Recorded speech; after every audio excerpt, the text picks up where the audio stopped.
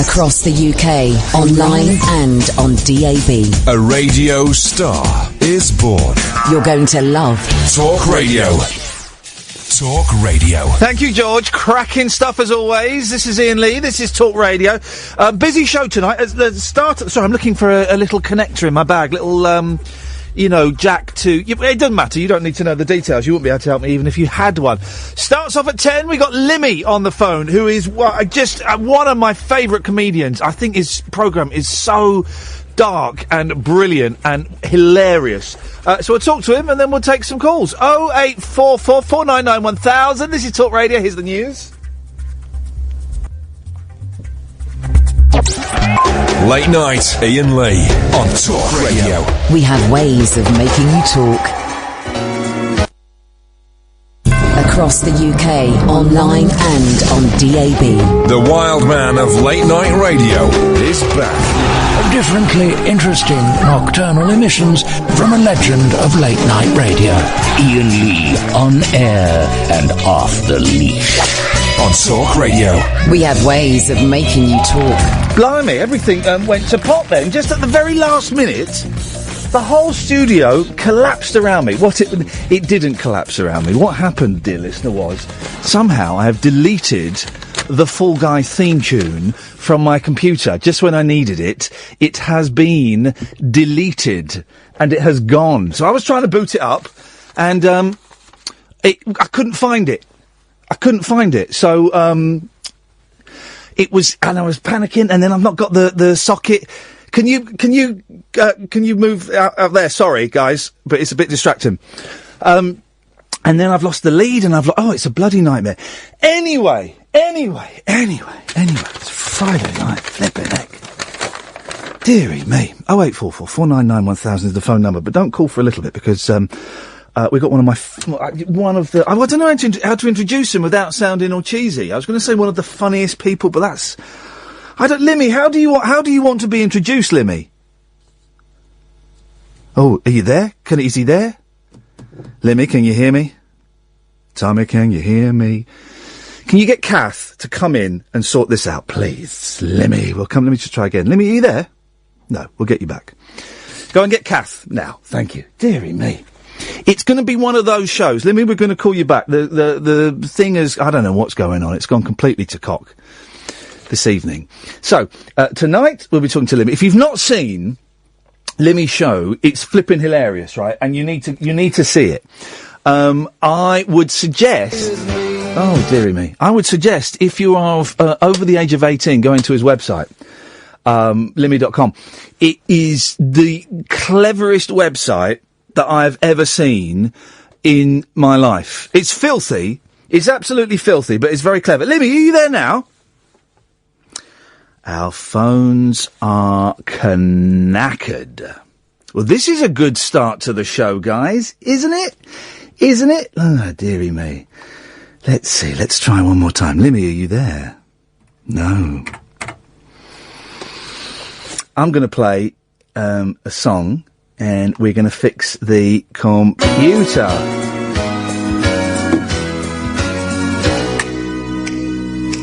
Well, I'm not the kind to kiss and tell, but I've been seen with fire up. I've never been with anything less than a 9. So fine. I've been on fire with Sally Field, gone fast with a girl named Bo, but somehow they just don't end up as mine. It's a death-defying life I lead. I take my chances. I die for living in the movies and TV. But the hardest thing I ever do is watch my leading ladies kiss some other guy while I'm bandaging my knee. I might fall from a tall building, I might roll a brand new car, 'cause I'm the unknown stuntman that made Redford such a star.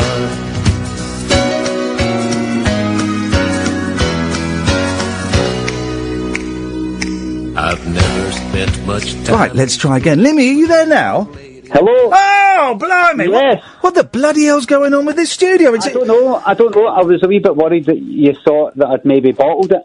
And I was hiding in the toilet or something like that. I can't do it. You do strike me as a bottler, Limmy. No, I was thinking about it. But no, here I am. How you doing, man? You all right? I'm fantastic. Yourself? Yeah, good, thank you. I have to say, I've kind of got a bit of a man crush on you, because I was late discovering you. I only discovered your show earlier this year, right? Because it was it only on BBC Scotland? Is that right? Aye, BBC Scotland. It was on an iPlayer, but it was only on the telly in the living rooms on BBC Scotland. It's on Netflix now, the first series, but it's only BBC Scotland. But it managed to sort of travel a wee bit here and there. Yeah. You know, but no, just Scotland, just up This is. I don't mean just Scotland in a disparaging way. I mean, just mean in terms of access. That's all right. You don't need to tiptoe around me, Ian. It's all right. I want to. My granddad was from Aberdeen, and my dad's cousin used to play for Aberdeen. So that kind of gets me in there. There's your receipts, as they say these days. I discovered the show on Netflix because Netflix is one of those. Netflix is weird, right? Because it kind of, for me, means I lower my standards as to what I would normally watch. You know, if you go to like the video shop or something, you spend a long time picking Netflix. You go blah, blah, blah, blah. And I'd seen your show flash by, and I thought, and one day I thought, this keeps popping up. I'm going to give this a go, and I'm not going to expect a lot from it, right? Good. It was. Honestly, man, from the first second I was hooked. That first sketch, I think the first sketch of series 1 is where you come out of a house and then you look, and then over on the other side of the road it's you. That's right. Pointing at yourself, and then he looks and it's you pointing at, and it goes on and on and on. Yeah, double take. That's called. It's I was trying to do a wee bit. I don't know if you remember. What's his name? Something double take Finlayson. Oh yeah, the guy in the Laurel and Hardy films with the big moustache. Yeah, kind of like that, and he was Scottish, I know. How about that? Yeah, of course. That was the first one. It's funny when I see the first series. I kind of prefer the second series because the first series, I want it to be. This is sort of directory sort of thing, but I want to get in amongst it and put more music in and make it louder and faster and everything, which I did with the second series. So whenever anybody talks about the first series, I'm like, check out the second series. I do like the first series. It's interesting because I've seen them all on the Christmas special and stuff. I kind of did it all in 2 weeks, the whole thing. And you're right, there is a progression, but I like the first series because of the silences in it. You know, it is all three of the series. It is. How am I going to explain this without sounding like an old head? I can't. It is the most LSD-drenched comedy show I've ever seen. Thanks a lot. Do you know what I mean by that? No, definitely. I mean, how much can I say about this? Well, exactly. We both have to tread carefully. I wasn't on anything when I wrote it. I can say that. Yeah. But there you go. And it is, and you know, let's just say, I've read books on what the LSD experience was like, and I imagine it would be like that. And literally, in as much as there is that beautiful sketch, but heartbreaking, about that fella that's just stood in like a car park or something, and he's been tripping for 20 years or something. Permo. I used to say that when I was younger, when I was a teenager. How much can I talk about this? You say whatever you want to say that you're comfortable with, but I'm not going to push. All right, Ian. Some of my pals, back when I was 16, took magic mushies. Can I say that? You can say that, and I'll say, of course, we don't encourage anybody to do that, but I'm looking forward to hearing the rest of this story, yeah. Which is illegal back then. I don't think it was, though. No. But it is now. And the next day, we all met up, and one of the pals, it was like he was still tripping for the day before. And he kept saying to him, you're on a permo, meaning permanent trip. So that's where that comes from. He's all right now. We didn't send him over the edge. He's fine. He does these big kind of talks, these big sort of socialist sort of marches and things like that. He's absolute hunky-dory, don't worry about him. He's not on a permo. Oh, it's honestly, it's so good, and I just kept trying to get people to watch. You've got to watch Limmy. You've got to watch Limmy's show. It's hilarious and it's dark. Was it Was it hard work to make? Because it looked like you were doing. I mean, you were writing it, you were in it, you were directing it, I think, and some of those sketches are quite involved and intricate. Lots of work, but I enjoyed it, and it's weird that some people, they can write sketches and be in the sketches, but then they horn that stuff out to a director. They give it to a director. Most sketch shows do that, and I want to direct it. I really enjoy it, and I can't imagine writing a sketch and you know how it's going to be. You've got it in your head, where everybody's going to be standing, and what they're going to be saying, the sort of room it's going to be in, and you've got to, it's got to pause for a wee bit. It's got to be this expression on the face, and then you just give that script to somebody else, and then they go and do their interpretation. I could never do that. I want to do the whole thing myself. So it's hard work, but you just can't. I just couldn't get to somebody else and say, "Gonna you make this sketch for me?" But it works for other people. But I think for me, I would just be, I'd go like, no, I didn't mean that. No, what are you doing? No. We have one crossover that there is one sketch, and I watched it. I thought, oh blimey, I've been doing this for a long time, and I don't want anyone to think I've nicked it for years. Like literally the last 8 or 9 years on radio, I have. And dear listener, turn away for a second. I have been doing what's heavier, a ton of bricks or a ton of feathers? Oh, right, well, obviously it's a ton of bricks, and then the number of people that would phone up and go, what are you talking about? They're the same. And I'd say, well, okay, let's break it down. What's heavier, one brick or one feather? They go, a brick. Go, right, well then work it up to a ton, and obviously a ton of bricks is heavier than a ton of feathers. And and you've got that beautiful, and you just, I mean, it's just so controlled the way you do the sketch, where with, what is it you've got on there? It's, I can't remember what it is, how you phrase it. It's a kilogram of steel and a kilogram of feathers. Yeah, beautiful. And I watched a video last night. There's this YouTube channel called, I can't remember what it's called, but it's these 3 sort of geeky guys that react to videos. It's one of these kind of reaction videos. Yeah. They're just 3 guys sit about and they watch videos. And somebody must have told them about that sketch. And they were watching it, and I was watching it last night. And they were watching it. It's a sketch, right? Yeah. It's a sketch. I'm having a laugh. But they were watching it and taking it pure seriously. You know, they had their head in their hands, kind of face palm type of thing. Like, oh, come on, it's the same way. And this guy's got to be. He can't be serious. Of course, I'm not serious. Look at it. Look at how it's lit. It's a professionally lit sketch with music. It's not like some guy who's filmed on the phone. But they took it completely at face value, unless I'm getting told. I don't know if I'm being trolled. Well, maybe you've taken them at face value. Aye, exactly. And you're not meant to. It's a sketch. Yeah. So I might do a reaction to theirs, and they might react to mine, and we'll just keep that going until whoever drops dead first. Falkenhoof. Yeah. That is just beautiful. How do you come up with that stuff? That's a rubbish. It's a lame question. How do you come up with that stuff? Well, Falkenhoof came for a few things. It comes to, like, in case any of listeners don't know, it's this sort of phone-in, these sort of phone-in quizzes that you get, but it's a kind of adventure game thing, and you tell Falkenhoof, go north, go east. And I got it for, like, text-based adventure games, like, when in the 80s or the 70s or whenever it was, when you do go north, get key, open door with key.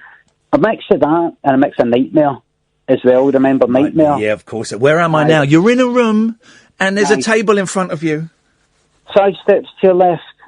1, 2. Where am I? And also based, there's another one of the Falkenhoof ones. There's a Jester. It's in the second series. Yes, yeah. And it introduced a new character. It's as if Adventure Call is the name of the programme. And I decided to introduce this new character, this Jester, and I got that for Nightmare because they did that. Did they? I don't remember that in Nightmare. Well, it was a mix of 2 things. They had this Jester guy who wasn't sitting next to all the wee boys and lassies who were, telling the other one what to do. Yeah. There's this one that came into the room, and he was called, I think, like Folly the Jester, and he had a laugh exactly like I asked Kirsten in the show. I said, "Gonna laugh like him." It's like that. But they also brought in this new, like, how they got the old guy with the beard? Yeah, yeah. I say old guys, probably younger than what I'm now, about 35 or something. But they brought in this other wee sort of pixie type of guy. Oh, no. And I can't remember what that guy with the beard was called, but imagine it was called like Sir or something. Yes, sir, what they could do is they could maybe go north. Something like that. And you're like, who are you? Who are you? You can't. So I wanted to do that in a schedule. Like, we don't need you. Everything was fine the way it was. And I mean, it's beautifully observed when the caller goes, "Kill Jester." Well, kill Jester. it is. What I love about the sketches, and I know you got shows coming up and stuff, and we're going to plug the hell out of those. Don't worry. Fantastic. A lot of the sketches, they're really sad. Dee Dee breaks my heart. I was kind of. I like kind of sad things. I like stuff that's a wee bit sad, and Dee Dee's a bit sad, and Jacqueline's a bit sad. But I kind of make them. And I've got a sketch of Millport, which I think it's in the first series, where I give this. I want to go to Millport, which is this wee sort of holiday kind of island on the west coast of Scotland, and I give this woman at the train station a 40 and say I want to go to Millport, like a ticket to Millport. The train, she thinks, and I'm saying, no, I actually want to go back there. I took when I was 16, and I want to go back there and everything. I like these sad things like that. I try not to make it too sad, but Dee Dee's kind of sad, but Dee Dee, if any of your listeners haven't watched it, Dee Dee's just like what we used to call a dosser. I kind of used to be one myself, like between leaving uni and getting a job, or between school and then going to college, sitting about, doing nothing, going to bed about midnight, then the next night you're going to bed about 1 in the morning. And constantly stoned. He's a massive stoner. Well, he is, but mostly it's kind of like, I never was, but my head went to pot just like his, see half the sketches that you see, Dee Dee, like, noticing something in an advert at 4 o'clock in the morning. Yeah. A tiny, tiny, tiny wee detail. That's what I used to do, and I would go and talk to my pals about it during the week, and they had jobs and lives, and I would say, did you see how in that advert there's an extra in the background, and he sort of looks at the camera, that advert that's only on at 4 in the morning that you haven't seen, and things like that. Like there's a sketch where he has this dream, and he's not sure if it happened or not. Like he kind of went along this death slide. That's the first one, and that. That's right. I had to rewind that and watch that again straight away because it was just so beautifully done. Thanks a lot. It's based on a kind of true story. I think I've told a lot of people this. I hope I'm not boring anybody, but I used to sleep so much, again and again, waking up, falling back to sleep, just constant 24 hours sort of sleeping until my dreams became really normal, really, really normal, and I couldn't tell if they were real or no. And I remember saying to my mate Paul during the week, I met up with him in a pub during the week, and I said to him, I thought you were going to dye your hair blonde, dyeing your hair blonde. So, what are you talking about? You told me the other day, you said, I'm going to get my hair dyed blonde like Gaza. He's like, what? I'm like, all right, I must have dreamt it. No. Because the dreams were just getting they were like dreams about going to the shops for bread. There'd be no dinosaurs or no rhino running down the street. It would just be like a dream about opening the door and looking at the door and coming back in. And that would become real. You couldn't distinguish between the dream and reality. Now and again, the dreams have become so normal that, like, if you had a dream there was a rhino walking, charging down the street, and you woke up and you thought back to that a week later, you would go, "Oh, that was a dream." But with these sort of things, it was so real. So that's where I get. Is that when? And if I ask you anything you don't want to answer, just tell me to jog on, and we'll jog on. But I know that you've spoken publicly about being having depression and being suicidal. Or is that too much of a leap to make? That's fine. Was that then? And because we talk about this a lot. I suffer from it, and I had a breakdown last year, and we kind of so we talk about it a lot. Was how long ago was that? For me, I mean, like that whole Dee Dee thing, no, I was actually having a time in my life during that whole time, but I think that's kind of, suicidal for about teenage years, just on and off, thinking about it. And then work. It was kind of mostly anxiety more than depression that I think back about it. Yeah. Because depression's like the big word you hear. Depression. Depression's what eventually came about, but most of it was kind of anxiety, kind of wound up with things and really sick of things, and everything was a hassle and work was a hassle. I know that sounds really kind of crybaby-ish, like work was a hassle. Of course it's a hassle. Otherwise, you wouldn't get any money for it. You wouldn't bother. So everything was just rubbish. I just hated everything. It was stressful. It was horrible, and I just wanted to just go under a bus or have an accident all the time. And I was like that for years, thinking about it for years. And I used to drink quite a lot, and then I stopped about 14 years ago, and then that helped a lot. But then just still not really taking care of myself, and a few years ago, maybe about 4 years ago, when my son was about 2, I think, I was getting really bad, and I was getting into a kind of trance type of thing, and losing energy and this sort of thing, and greeting, like crying. I never cry, I never cry, and I was like walking into a cupboard and shutting the door behind me and greeting my Isaac. So I was thinking, I've got to talk myself. I've got to kill myself because I can't. Here, this is a nice comedy night, this, isn't it? I'm looking forward to everybody coming to see my show. But anyway, talk about that on stage. Listen, everybody, thanks for coming, but tonight is a wee change of plan. We're not going to get Dee or Jacqueline. I like to talk about suicide, if I may. I know you've paid a lot of money for your tickets, but this is important. You agree, and everybody will be guilt-tripped and have to go along with it. So you need to rehearse. You need to rehearse a show. I could just hit out with that. Yeah. And they would just have to sit there and take it, because they'll feel pure bad about who's going to ask for a refund when the poor fella has, confessed on stage he's thought about killing himself? Always sick people. Exactly. Sick. But a few years ago, and I thought, right, that's it. That's it. I'm so close to doing it now. This is a joke. I went to the doctors. I've got a pal who's got a husband who was on antidepressants. And antidepressants are only for everybody. Yeah. You get people say you shouldn't. Some people say to me on Twitter, you shouldn't be talking about antidepressants like they're. I don't deal with antidepressants. You should go to the doctor, read up on it. You might not need them at all. But they really, really helped me. Really, really, really helped me. And I came after them about a year later, and I've been pretty much fine since. I've kind of changed it. Sometimes that's all. I'm on them now, and sometimes you just need that they can help give you a little bit of a kickstart to just kind of help move stuff. Sometimes, I've been on them for a while, and it kind of stops me. Doesn't always stop me. It reduces the amount of time that I think about killing myself. Yeah. And sometimes, and it doesn't work for everyone as well. That's the thing. There are lots of different things that work for everyone, but I think it's important that people check out all the options that are available to them. I definitely, like I said, like when I say it on Twitter, I do get some people who might say antidepressants actually lead to suicide, or these sort of things, and I say no. I'm just saying they work for me. They work for me.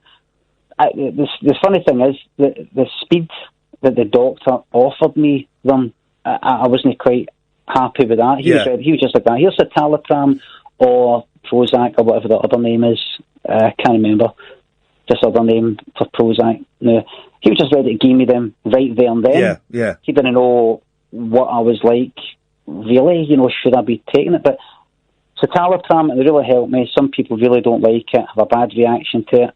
They have trouble coming off it. There's all these side effects, obviously. But it really helped me just every day.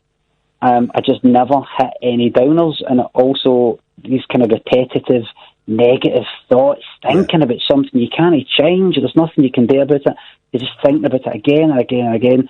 I just sort of brushed that away, and I was just every day happy for weeks and weeks and weeks, and I wasn't in a kind of state like at a funeral going kind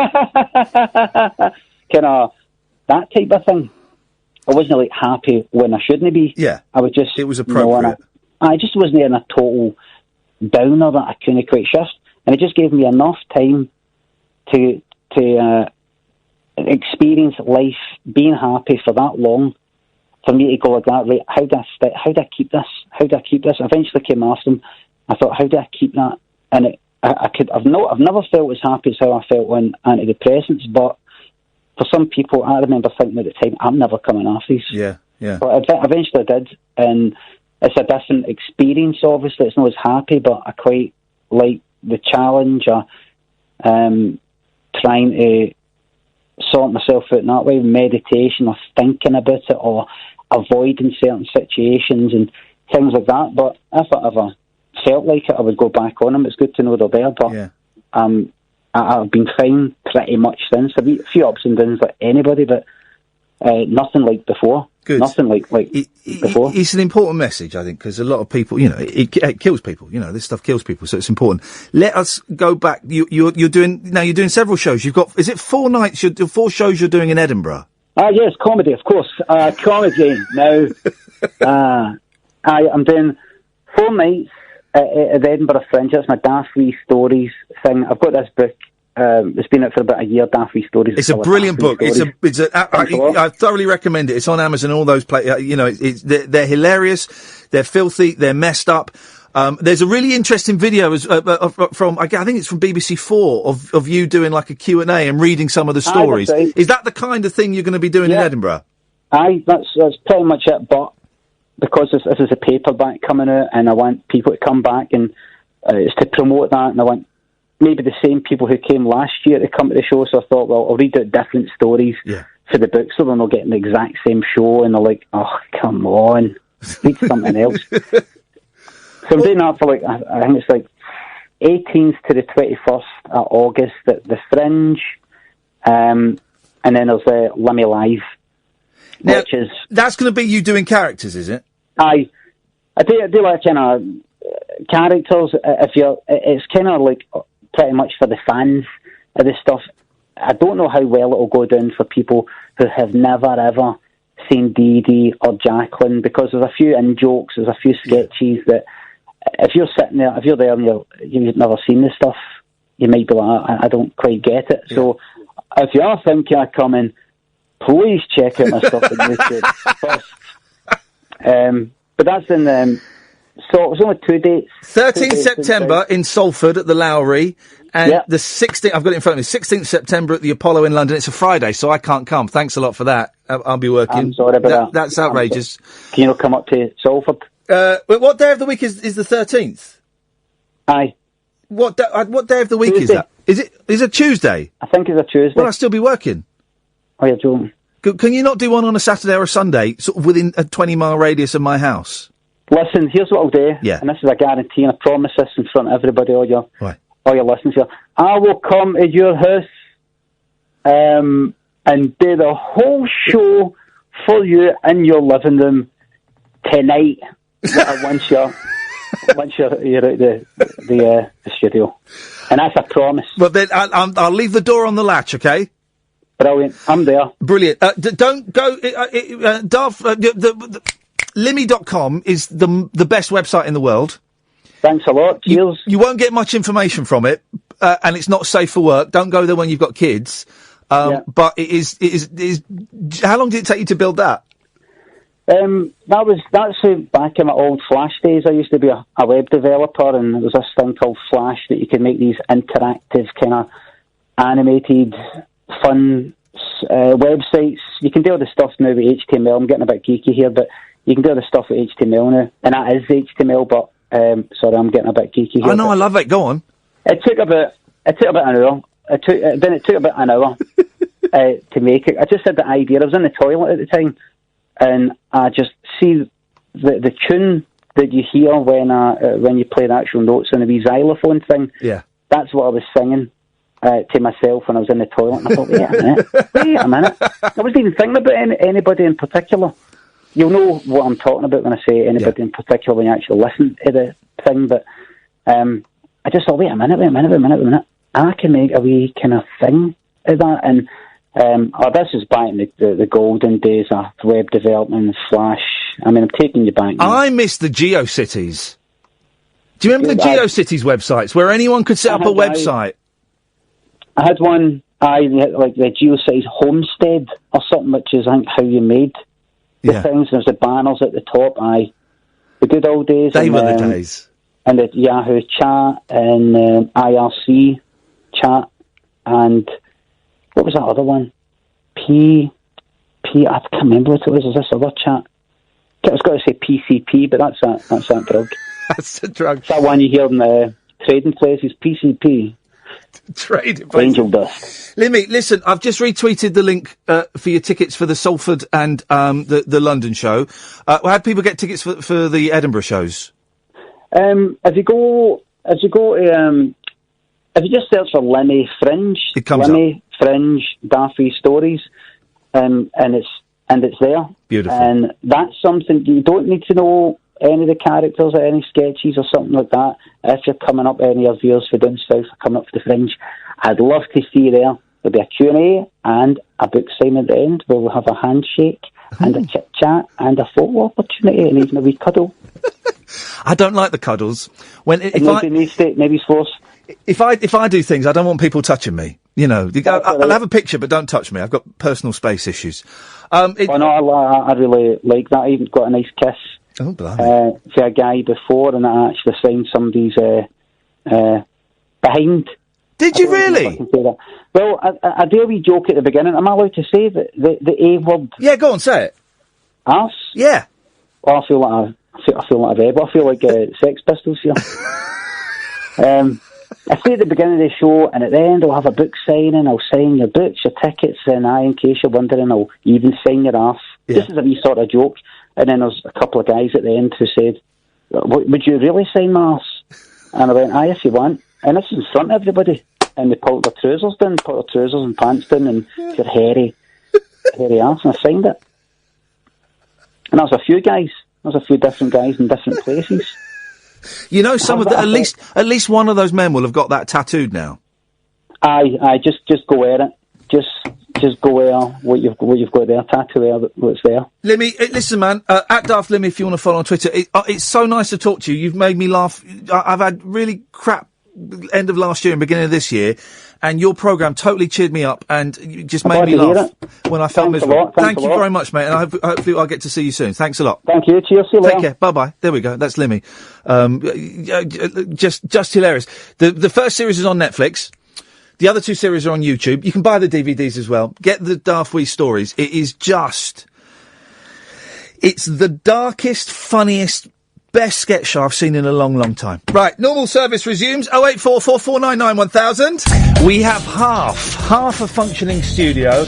I've lost the blooming connector for my headphones. I left it here yesterday. Grr. Or they might be in my jeans that are in the wash. That should be all right. But, fingers crossed, we can make this work. 0844 Alan. Balls to you. Let's try there. Hang on. Alan! Hip, hip, hip! My studio doesn't work. Oh, dear. No, dear. Who broke it? George Galloway. Oh, my nose. George Galloway broke my studio. That's what he did.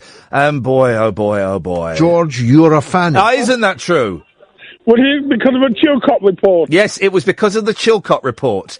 He was so furious, or otherwise, that he smashed the studio to pieces. The desk is broken. This time, guys, it wasn't me.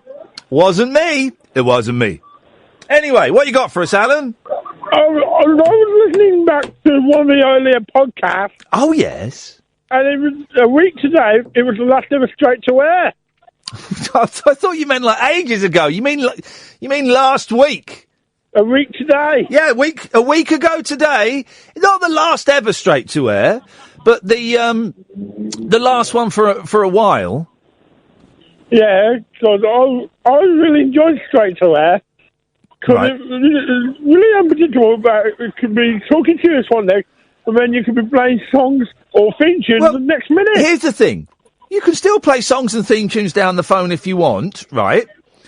But since we got rid of Straight to Air, I thought we'd struggle to fill the last hour, right? We've had more calls, than we've had in Straight to Air for ages. So it seems to work for me. Yeah, well, long may it continue. Well, exactly. Long may it continue. And I beat Lady Kadonk. Well, yes, you did do that. Alan, I've got to let you go because it's too noisy and I haven't got a fader, so I can't ride you.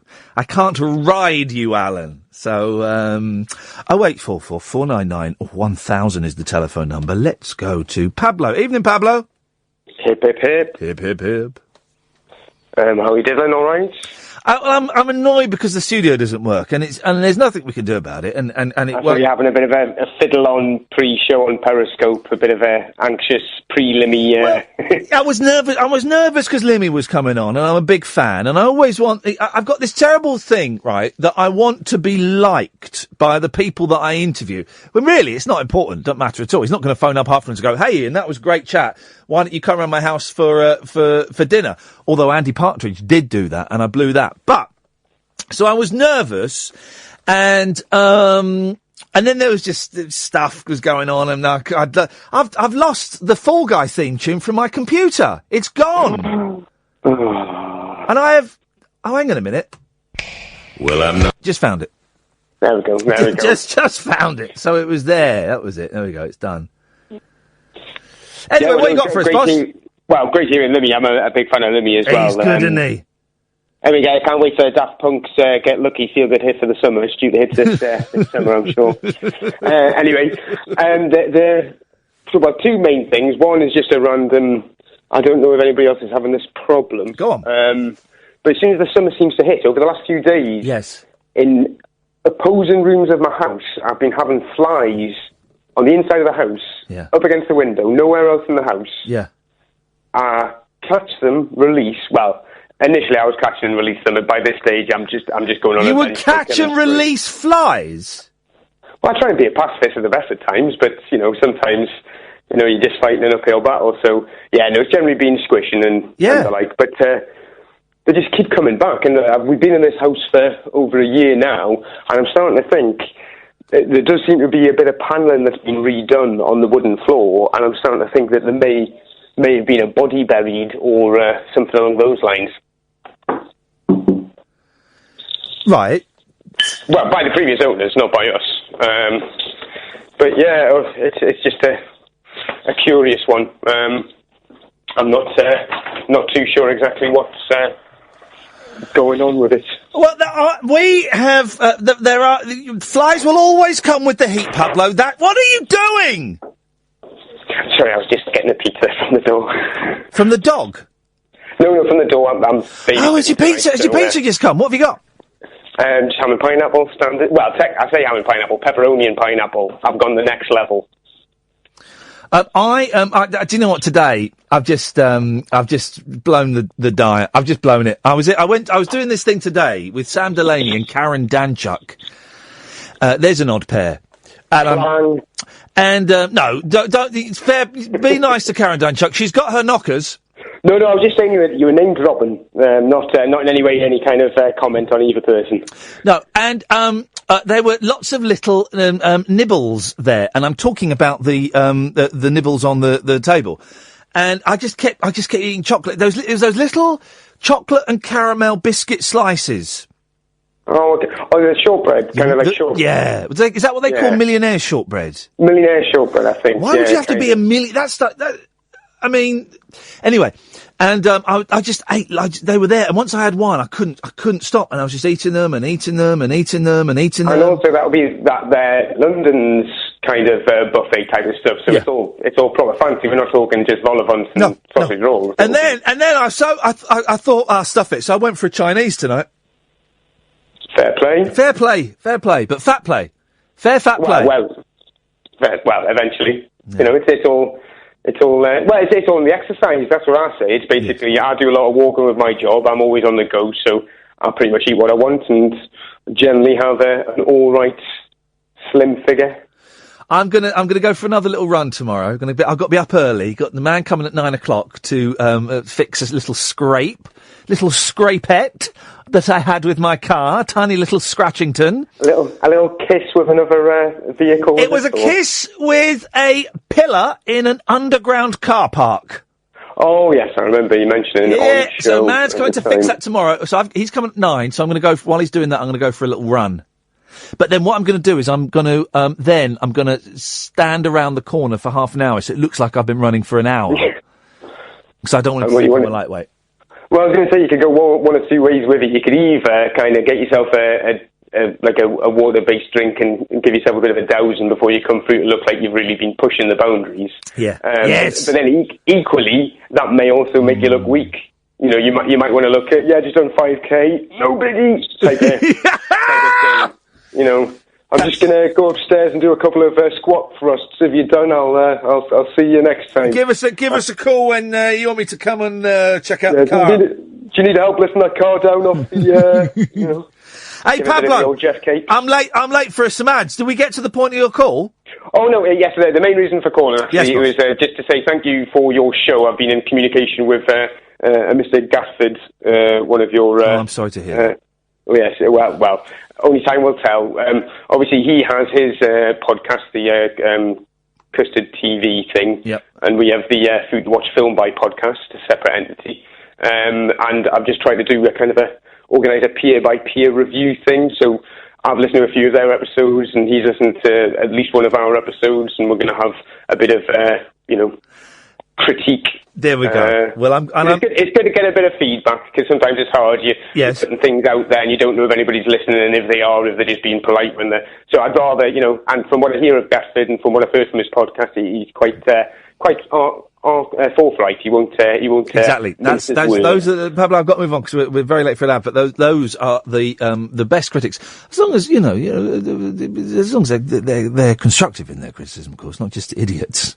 Someone tweeted me earlier on going, "Oh, FFS, Limmy's going to be on the phone. That always sounds rubbish. He could do a phoner any time." And I replied, "All right, mate. You don't have to listen. It isn't compulsory to listen." And then he's still banging on online. He's going, "Oh no! All right, mate, I don't have an attitude. Oh, I think Ian's muted me. I've not, but I'm yay close to muting you if you keep banging on, you numpty." Indeed, Matt. You were listening. Well, I have no control over the volume of the phone calls. So if everybody tonight, when you're phoning in, just be on your toes. Guys, 08444991000. But just be on your toes. Can you hear people who are waiting on hold, or is it only when they're live? Because I've been clearing my throat an awful lot. If you're quiet, just be quiet. See? Did you hear that? I did. It was delicious. There we go. So yes, we can hear people on hold. They sound lovely. Yeah. The reason for calling in, to move things along slightly, yes, is last night I called in and told you about the unidentified animal that my young son it was an inch and a half long. It looked like a hedgehog without spikes, and it could hang upside down from a hand. Well, we thought it might be a vole. Yes. I run that past him, and he said no, it definitely wasn't one of those. Oh. He's standing next to me right now. I've got him for the weekend, and I thought maybe if I could get him to describe it directly to you, that it might help your other listeners to see if they can identify it. So I'll pass on to him. His name is Max. Max. All right, lovely. Let's speak to Max. Troublemaker. Hip, hip, hip. Hip, hip, hip. Max, how you doing, man? Hi. Well, what you got planned this weekend? Anything fun? Well, yes. What are you doing? One thing, it's going to be raining Saturday and Sunday. Yeah! Oh, no, is that good or bad? Bad. Oh, boo. So what are you going to do? Just stay indoors and play Ludo? No, we don't have Ludo. We have Snakes and Ladders Ludo. Snakes and Ladders and Ludo. Do you, when you play Snakes... And a jigsaw. Max, when you play Snakes and Ladders, right, do you play by the proper rule... Yeah. That you have to get the exact number to land on the final square? Yes. Good. Yeah, because we normally try and get past the square. What do you mean you try and get past it? Yeah. It's the final... You try and get past the last square. It's the final square. You have to land on the final square. Yeah, but our rules, we normally try and get past the square. How can you go... I don't understand how you can go past the final square. You have to throw the right number to land it. You have to throw the right number to land. Max, you have to go one step after the ending number. Max, tell your dad just to keep out of this, all right? I'm talking You to have you. to go off the board. Yeah, exactly. Oh, you have to go off the board. That's how you do Yeah. it. All right, well, that's wrong. Now, Max, describe this animal to me, please, because we're all intrigued by it. So, you know hedgehogs? I do. They don't cling on to you. They don't cling on to you, no. And they have spiky backs. Yes. This one clings onto you and doesn't have a spiky back. So it's not a hedgehog? No. So what is it? I don't know. I don't know his name. But does it look like a hedgehog? Yes. Without spikes? It does have spikes, but then it's not very sharp. It does have spikes. That's interesting because your chancer of a dad said it didn't have spikes. Be quiet, Matt. So it has soft spikes. Hold on a sec. Daddy, you said be quiet. Yeah, Matt. I did. Very sorry. No, be quiet. I'm talking to Max. Go away. This has nothing to do with you anymore. It's out of your hands. I'm talking to my other son who's desperately trying to get onto the phone, but I'll pass it back to Max. He can come on in a minute. The other one come on in a minute. Don't worry about that. Right. So, bless you. Was that a sneeze or a cough? A sneeze. Beautiful. I'm in the car. Oh. So, how big was it? Quite little. It was like a baby hedgehog. Maybe it was like a baby hedgehog. Maybe it was a baby hedgehog because they have soft spikes on a baby hedgehog. Yeah, it's a baby hedgehog. It's a baby hedgehog, right. Okay. I held a baby hedgehog. Brilliant. So it was a hedgehog. Yes, it was a So baby. there's baby hedgehog. Max. We had literally an hour on the show last night, and then you've just phoned up and said it wasn't a hedgehog, and then now you've put the word baby in front of the word hedgehog. You've gone, oh yeah, it was a hedgehog. It was a baby. What was it like? Was it cute? Yes. Yeah. What did it taste like? I didn't taste it. You should do. They are delicious. Lady hedgehog is weird. You get a hedgehog, you put it on a skewer, and you toast it over an open fire. Oh, it's beautiful. That is cool. Yeah, it's cool. Get your dad to catch one this weekend. I said cruel. It's very cool. Get your dad. Cruel. Yeah, it is cool, man. Get your dad. Cruel. It's cool. I know it's cool. Cruel. It's cool. I know cool like the fonts. Get your dad to catch one. Get your dad. It's cruel. Yeah, I know, man. It's cool. Yeah. Get your dad to catch one. We found our level. And hello. They're rare. What are rare? The baby hedgehog. Yeah, I know. That's what makes them taste so delicious. Is their rarity. They're not delicious. How many have you had? I haven't had any. I've had about 25 this week. How does that count 25? So he's had 25 hedgehogs this week. Wow, that must be full. Max, is there another young person that wants to say hello to me? He's not young. He's 9. I'm 7. Well, whoa, dude. All right. So is you're staying with your dad? Is your wife staying with you, Max? No. Where is your wife this weekend? She's at Chesterfields. Your wife is at Chesterfields. And I'm in Manchester. Okie dokie. And what do you do for a living, Max? What's your job? Make Dad be an idiot. There we go. Make Dad be an idiot. It's a great job. So let me speak to the 9-year-old. Let me speak to the more mature one out of you two. His name's Harry. I don't want to know his name. Names are of no consequence to me. Bye, Max. Just saying, we live in a mansion. I wish. Yeah. Dad will tell me the truth. Let me speak to Harry. Bye-bye.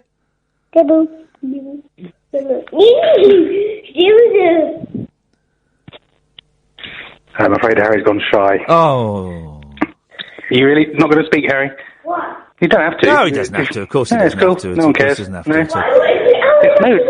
Max wants to talk to you again, but I think you probably had enough of it. No, I've had enough of you. Go away. I want to speak to Max. Oh, see you then. Hello. Hey, man, what do you want to say now?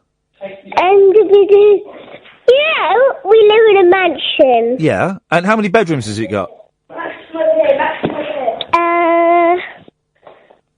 3. 3 bedrooms? That's not a mansion! We've got 97 bedrooms. Oh, sorry, I thought you said... 800 bathrooms. Right. And 1 chimney. Yeah, well, you don't need 1 chimney. 150 TVs. 150 TVs. Tell Harry that I just heard... All of them are in the bathroom. And all of them are in the bathrooms. With a 90-inch plasma TV. With a 19-inch plasma TV in a cinema room. Just tell Harry... Tell Harry we can hear him. Swimming pool full of jelly. Harry, we got a swimming pool full of jelly. And a lake full of custard. Hello? I'm just imagining if I had a lake full of custard in my house, I would that wouldn't last very long because I would eat it. And every day we always go in it. Well, that sounds like... let me speak to Harry. Come tell Harry I can hear him. Is someone... Yes. Do you have a kid? Yeah. Is someone copying me? Who's copying you? Because I could hear someone copying me on the phone. No one's copying you on the phone. What is going on there in that house? I don't know. Do you want me to call social services, Max? No. Are you being held there against your will? No. Cough twice if you want me to send the police around. Don't. I will send the police. Please don't want me. I will send the police around with a helicopter and some rescue dogs. They will rescue you before 11:30. Oh, thank you for letting me helicopter. Don't worry, Max. We will rescue you. Stay strong, Max. We're coming for you, Max. Okay. See you soon, Max. Oh, just saying, we actually live in a flat. Oh. In that case, call off the rescue party. They live in a flat. Talk Radio. Good evening, dear listener. 0844 499 1000 is the telephone number if you want to give us a call. It's kind of the late night phoning show where you have to do a bit of the work. I'm not just going to sit here and give you stuff to talk about. What would you like to discuss? This is Talk Radio. Here's the news. Late night, Iain Lee on Talk Radio. We have ways of making you talk.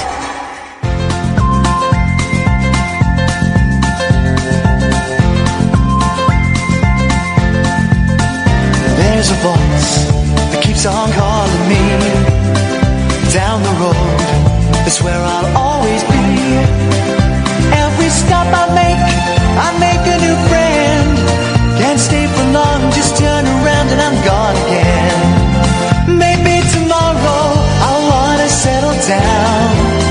Until tomorrow I'll just keep moving on down this road that never seems to end. When new adventure lies just around the bend. So if you wanna join me for a while, just grab your hat, come travel light, that's old style. Maybe tomorrow I'll wanna settle down. Until tomorrow, the whole world is my home. So if you wanna join me for a while, just grab your hat, come travel light, that's old style. Maybe tomorrow I'll wanna settle down. Until tomorrow, I'll just keep moving on.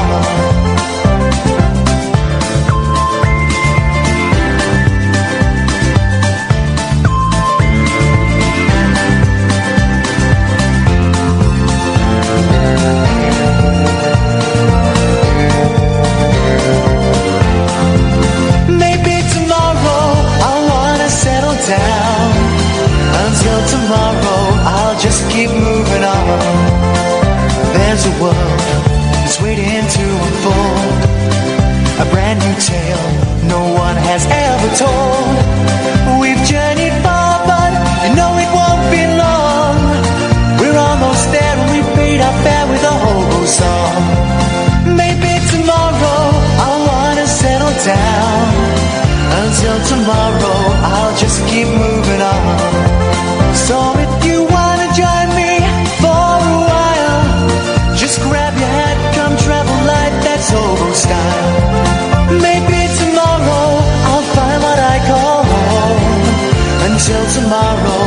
know I'm free to roll.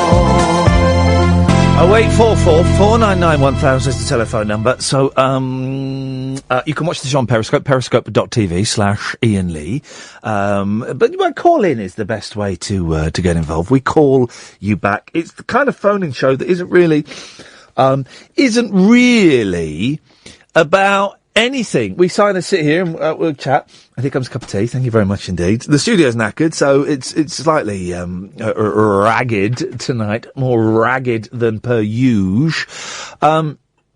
And I'm not going to sit here and give you loads of stuff to talk about. I'll go through the papers in a little bit if we kind of run out of things to say. I'm a little bit clarty tonight. Got a frog in my throat.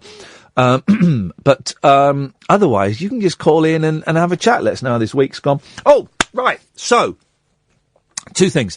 The Film Ring on August the 21st, which is where we are going to meet in a room above a pub in London and watch They Killed My Cat and outtakes from Kung Fu Elliot and bits and pieces. That has sold out now, guys. 100 of you are coming, and it has sold out. So, we'll see how that goes. On Monday, on this show, on Monday, we will be having Film Ring. We're going to talk about The Imposter, which is a brilliant documentary which you can watch on YouTube and Vimeo for free. And it's brilliant. So, all watch that, please. And we'll talk about it on Monday. We've got Charlie Parker, who is the private investigator in the film, is coming on as a guest. I must remember to send him an email over the weekend. 0844 499 1000 is the phone number. Yes, Hannah. No? Flipping it. Come on, man. Yes, Hannah. Hello, Lady Godonk here. Hello, Godonk. I heard Anna was asking for me earlier. Yes, I believe that was the case. Why don't you two go and get a room? Oh, no, thank you. No. So does line 2 not work now? Is we saying line 2 is out of action? Okay, we're down to one phone line that works, and I ain't got no control over it. What could possibly go wrong, Anna? None of this matters. None of this matters. Only 1 hour and 54 minutes. 1 hour and 54 minutes. Da-diddly-doodly-bum. Da-diddly-doodly-bum. What you got for us, Anna? Oh, my God. There was one, but there is now two. I have two frogs in my kitchen. Oh, how has that happened? Oh, well, I think they're gone now, but the cat brought in one. Mm-hmm. They do, yeah. In their mouths. Yeah. I shut the kitchen door because I didn't want to touch it. Came back 15 minutes later, no. Maybe it was like cells and it divided into two. That happens sometimes. That happens. Frogs are okay though. I could, if I had to pick up a frog, I could do it. The best way to do it is a saucepan. Oh, well then I don't want to use a saucepan again. No, then you wash it. So it's like, you wash it. So you get the saucepan. You don't squash it. You put the saucepan over the top. Then you get a plate and slide it underneath and trap it, and then you let it out at the other end of the garden or down or in your next door neighbour's washing or something. That's what you do. You know, you enjoy it. Where did it come from? Because I haven't got a pond. Have you got a garden? Yeah. It's just there then. Where's the nearest water supply? I'm only half a mile down the road. Yeah, well, there you go then. That's it. Frogs can jump. That's like 7 leaps for a frog. Well, we're Andals in the middle of the countryside, so... Yeah, exactly. Well, dormouses. Oh, we get loads of them. Yeah. Frogs, I don't like it, slimy. You know, mice can collapse their spine. Gross. That's how they get through tiny holes. And I was so disappointed, because when you watch Tom and Jerry, right, a mouse hole is like a huge hole that you can fit a hand through in the wainscoting, isn't it? Yeah. But in real life, mouse holes, they're that shape, but they're tiny. They're tiny. You couldn't even, you could probably fit a very thin pencil through them. And that's it. Yeah, I guess so. But because they can collapse their spine and they can go almost flat. They can fit through anything, mice. Absolutely anything. amazing, really. Yeah, well, they're amazing creatures. Yeah, but it's not nice when a cat carries it in and plays with it, 'cause they play with it. Oh, God. I remember once, when I lived in the flat, and I had like a laundry box, like a big chest, that was a laundry chest, and just by the wall, and it was like a small bedroom. And I could hear the cat dicking around, right? She was like jumping all over the place, and I thought, oh, flipping heck. I turned the light on, and she was looking at this laundry box, right, that was up against the wall. And I looked, and I couldn't believe it. Literally, it had its hands around the side of the chest and was looking up. Was a mouse. It was actually I'm miming it. It had its hands on the side of the chest and was looking round at the mouse, right? And I was thinking, oh, for crying. And I said, Velvet, just get it. Get the mouse. And she looked at me and I said, get the mouse. Go on, kill it. And she got the mouse. Right, so now she scooped the mouse out with her hand. I thought, yes, we're going to have a clean kill here. But no, what she did, she tossed it from one paw to the other. She caught it on her claws, right? And the mouse was alive. And she did this like 6 or 7 times. And then she dropped the mouse and the mouse ran off. Yeah, they just like to tease them. Flipping it, kill it! Go in for the kill! I got to put both my thumbs down to imply to the cat, kill it now. And she didn't, and the mouse escaped. And I then I had to go and sleep downstairs. I couldn't sleep upstairs. Couldn't do it. No. Had to sleep with one eye open. I could not do it. How old is Velvet now? She is 17 years old. Isn't that old for a cat? Yeah. Isn't that old for a cat? I mean, really. She's doing well. Yeah, she's doing well. The thing is, she doesn't go out anymore. She just sits in my bedroom, and she'll live for another 5 years, I reckon. Yeah. Good for her. And they can live beyond 20. Yeah, good for her. Well, look, now I've got the bloke that was. Oh God, the internet, Anna. What are we going to do with it? What would be great, right? What would be great is if they switched off the internet for a day, just for a day. Internet. A lot of people would complain, I think. No, they would complain, but their lives would be enriched by it. Internet-free day. We're going to declare July. What is it now? The 9th? We'll say the 9th. July the 9th. Internet-free day. The internet will be switched off. What would you miss if the internet was switched off for a day? What would I miss? Probably something like Twitter or something. You wouldn't miss Twitter. Oh, I wouldn't miss it. Well, not for a day. No, exactly. I'd miss looking up videos on YouTube, but I could live without it. I wouldn't miss Twitter. There's this fella, right, who got arsey with me on Twitter because Limmy was going to be on the phone, right? He was really angry. Yeah, I saw that, yeah. He thought, FFS, it's going to sound, they always sound rubbish on the phone. Well, no, they don't. It could do a phone interview any day. And I said, it's not compulsory to listen to the show, mate. And but they're only typing that for a reaction, aren't they? Well, yeah, and then he's going on and on and on, and don't be like that. Oh, FFS, mate, don't be like that. Now I think Ian's muted me. I'm not muted him. I'm going to. Yeah. And then he just tweeted 2 hours ago, I was looking forward to Iain Lee on Periscope with Limmy. F's sake, trolls be trolls. Basically, people have said to him, what are you having a pop for? Oh, Tony, I've not muted you, but do you know what? If I get another whinging message from you tonight, I'm going to block you, mate. I'm going to block you. I've had to block someone. I've had to just block someone else who used to be an annoyance at another radio station has suddenly reared a head here. Oh, jeez. People, the weekend can't come quick enough. Oh, it's almost here. It's almost here. Hannah, I'm going to cut you off. Bye. There we go. 0844 499 1000. 0844 499 1000 is the telephone number if you want to give us a call. Yes, Happy Tree. Happy Tree. Oh. Hello. I've forgotten what I was going to say now. Yes, Limmy. Yes. It was very nice to hear Limmy. I won't recreate any of his sayings because it's so difficult to find any of them that don't involve words of a certain category. Yeah. But it's interesting that I use Limmy's sketches in my classes sometimes to show students, like this is real people actually speak like this. And the interesting thing about that way of speaking is that all these swear words within that linguistic context, they have no offensive value whatsoever. What on earth are you what on earth are you talking about? Speak in English, man. I've got no idea what you're talking about.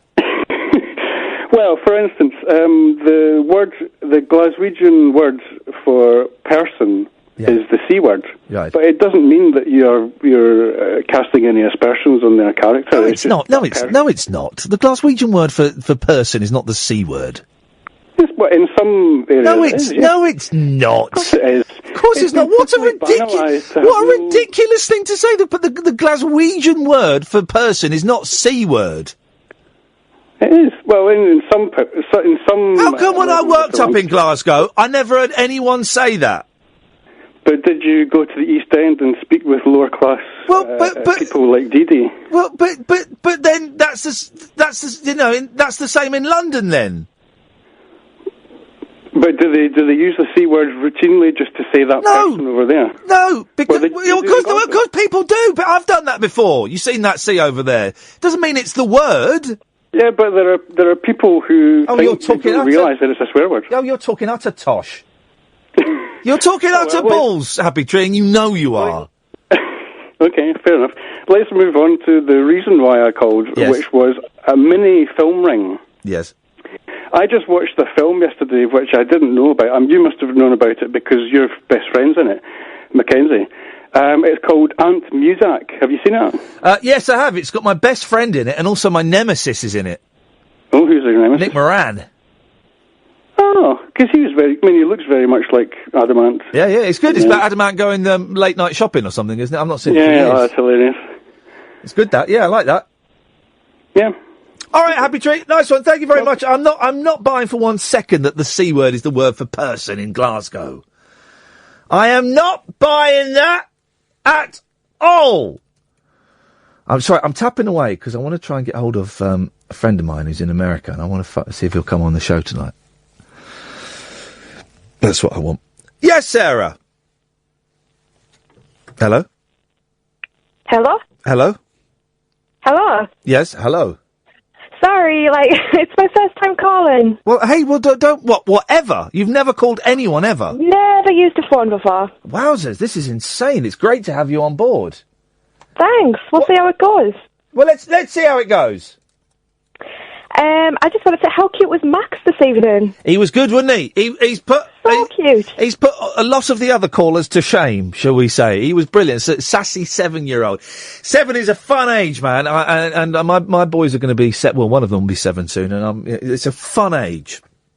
Just so cute. I watch on Periscope, and I hate the whole messages where they say it's boring caller and zzz and sleepy, and just because he was superb. Yeah, what were they saying on Periscope? Every so often, I think there was one for Max saying a sleepy sign, with the extended. Oh, the thing about Periscope, right? Everybody's welcome to come and watch the show on Periscope, but ignore the people. Most of the people on there are lovely, but there are some real idiots on there who kind of ruin it for everybody by just going, oh, this is boring. Or someone said, oh, I think you lost me in with the suicide chat. Shut up, man. You were hearing a man talking in some of the starkest terms about his mental health that you could ever hear. I don't care if we lose people because of that. We won't. We'll get people because of that. Anyway, Periscope is a little bit poisonous at times. I think that's what makes this show so special, though, with those types of phone calls. Yeah. With the guy the other night about his son, it's such good radio because you don't get the standard joke phone calls. It's a complete mixture. Well, Sarah, you're very, very kind. I'm not really feeling it tonight. I always feel a little bit, when there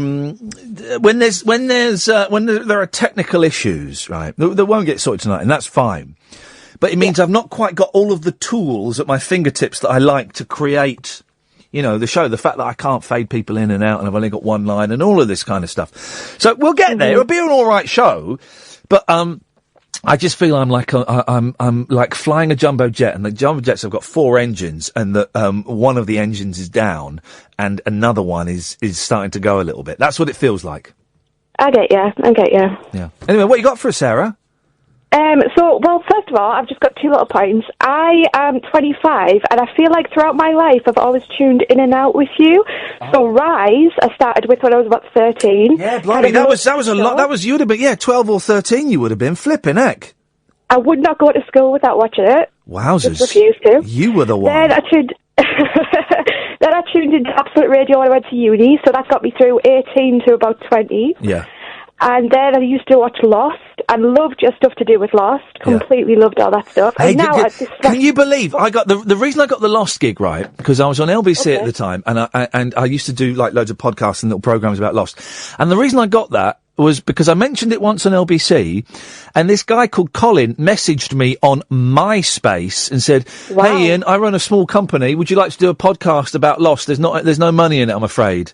And I was like, "Yeah, that sounds like fun." That was the best MySpace message I ever got, because then I ended up going to Hawaii and hanging out with those guys, all of that stuff. It was brilliant. Lost was a great gig for you, yeah. And Lost was a great programme, and I will go back to it one day, but the last 20 minutes of it were awful. Yeah, you know what? I defend that to my friends as well, and I really struggle because I love that program, and I'm all about the if you look at it for the story, not necessarily how it ends, No, the whole way through. I don't buy that argument. It's the journey, not the destination. Nah, sorry guys, that don't work. Not for a TV program. But would you still recommend people to watch it? No, because the ending is so pony. A few years after, shortly after Lost, not a few years, maybe a year or so after Lost, no, a few months after Lost, I had to go on some incredibly strong painkillers, tramadol, and I'm on that now. Oi, baby! That stuff is nuts. It's nuts. Tramadol and something else. And I would have the most psychedelic dreams ever. It was like tramadol is a heroin substitute. And, I dreamt a better last series of Lost while I was off my face on tramadol one afternoon. Wow. And I can't remember it, but basically what it was is they were caught forever in a time loop because it was them that had made themselves go to the island. So future Jack and Kate and all of that lot had somehow constructed the plane crash in the past so that they would always end up going to the island, but then they were stuck in a time loop where they always ended up making themselves go back to the island. I really like that. It's good, isn't it? It's good. Very good. I'm very impressed. It's better than the super brain computer. Well, all right, let's not be rude about that. That was for a long time. That was. I think the writers heard that theory and they thought, wow, he's guessed it straight away. We better come up with something else. Okay, yeah, touche. My question tonight actually is linked, I suppose, to all of this. Yes. I want to know your top 3 time travel films. Oh, baby! Hang on a minute. I've just put the phone back here because I've just tried to reset Periscope. My top 3 time travel films are as follows. At number 3, Time Crimes. Oh, never heard of it. Oh, it's Spanish. Beautiful film. Okay, I'll just make a note of that one. At number 1, we're going to skip number 2 for a minute. Okay. At number 1, Primer. I have a friend who loves this film and I haven't got around to watching it yet. Man alive. Watch it, you won't understand it. And don't do this before. If you go and type in Primer timeline and then print up what comes up, right, on the screen and then watch it again. Okay. And then the second one, number 2, I mean, it varies. Part of me wants to say Time Bandits. I've heard of that, but I haven't seen it. Go and watch Time Bandits, man. Terry Gilliam. Okay. Terry Gilliam. It's the Monty Python film that Monty Python never made. It's flipping brilliant. Okay. There you go. There's your 3. I shall watch that. That is very good. I'll get on that. I might give you a phone next week about Primer. Let me know how they go, Sarah, please. I'd be keen to hear your thoughts. I will do. Thank you. Thank you, Tutty. Bye. That's all right, Johnny. It's groovy, man. Time Bandits gets overlooked in the time. John and Sam, stay there. 0844 499 1000 is the telephone number. If you want to give us a call, we'd call you back. Time Bandits gets overlooked in the time travel genre because it's perceived as a kids' film. I remember watching it at school, actually, when I was about 10. But it is stupendous. It is stupendous.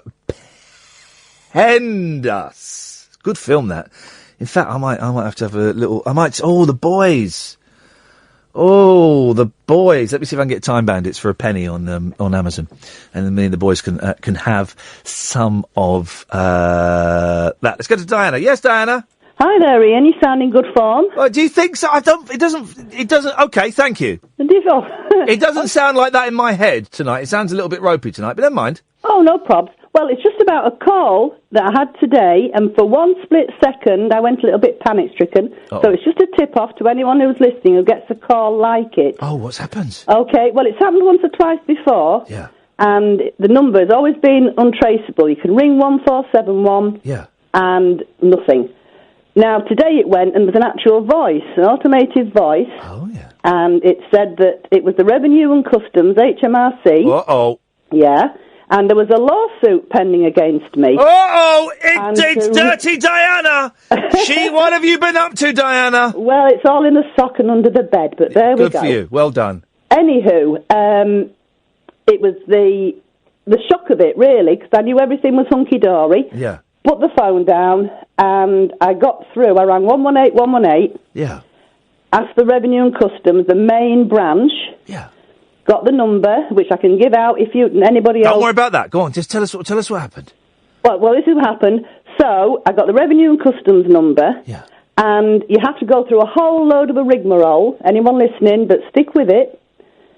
Options and blah, blah. But I finally got through to a very nice Scottish lady, told her, and she said it was a scam.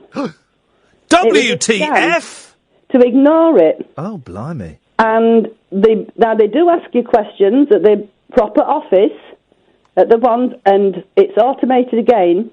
But anyone who isn't a little bit savvy or just taken off guard, you can possibly give all your details, because I was told to press option 1 to be put through. Oh. Yeah, No. to my particular case handler. Oy. Now, I would have given... Yeah. They Here it needed comes. national insurance number. Yep. Your address, your date of birth, everything. And anybody who's just taken off guard and panicky would really get sucked in there. Here's the thing, because I always think, well, nobody would fall for these scams anymore. And no one would possibly ring you up out of the blue, random. It would come through a letter. It would be a letter, brown envelope, clear window. But people must fall for these scams because the people keep doing these scams. I know, because they would be so plausible. But I think I ended up in Aberdeen or Glasgow or somewhere. Yep. But just for a little bit of perseverance, and your phone bill might be a little bit, but it's well worth it, Ian. Well...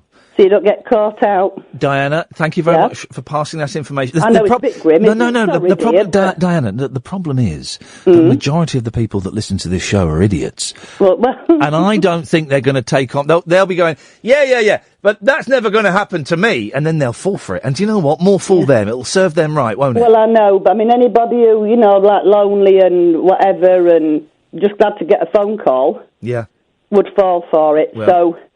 Listen carefully, don't hand any info about yourself over the phone. If there's anything people want to know, they will write to you. Can I ask you a question, Diana? Oh, go on then. No, don't worry. Go on. You sound... like a very sensible... Really? ...young lady. Yes, What the hell are you doing listening to this rubbish? Well, I was just passing through. What does that mean? So I'd let the cat in. Yes. And I was passing through upstairs in the cuppa. Yeah. And I thought, dash it, I'll phone in. Oh, well, may God bless you for that. One final question. How do I know that you're not a scam? Well, this is it. This is it. You could be a scammer. I'll only need your bank details. Thank you very much indeed. Diana, it's very kind of you to call. Thank you very much indeed. We'll take anyone passing through or otherwise. 0844 499 1000. Evening, Sam. What you got for us? Hello. I've had a really bad day today, and I just want to talk about it, basically. Well, how bad was it?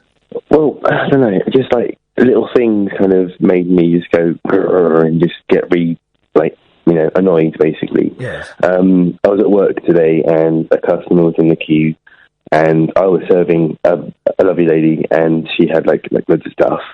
And I can sense him getting a little bit agitated. So I was like, okay, I know what's going to happen here. And he's like huffing and that sort of stuff, and then like touching and stuff. And her daughter bought some Tic Tacs. Other mints are available. Tic Tacs. And Do they still? Can you still get Tic Tacs? Blimey. Yeah, of course. All different flavours, definitely. And the guy. I never liked the orange Tic Tacs. Thought that was a step too far. No, the plain. I don't want to sound all Farage, but the white ones are the best.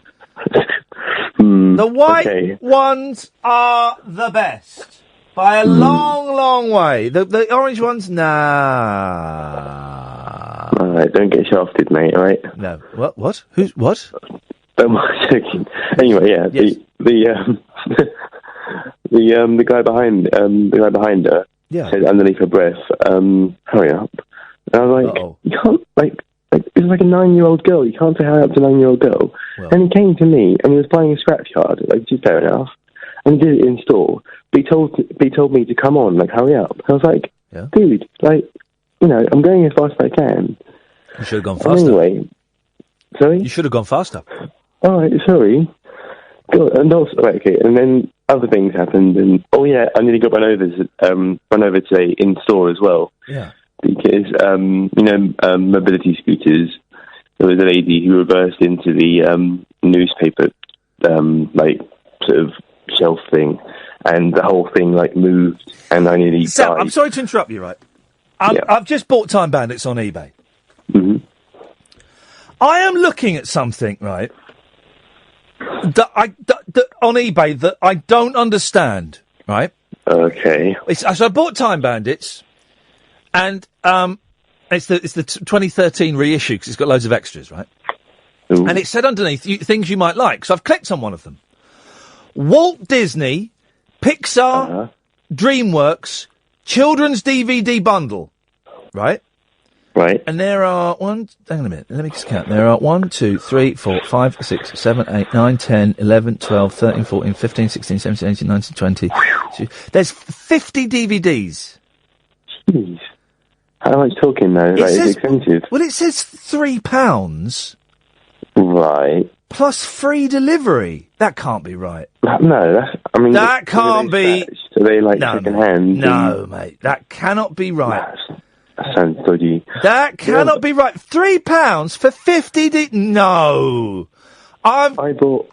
It's almost worth having a pump, but then no. Then there's another one. Here we go. There's about 60 horror films. Right. Horror DVD bundle.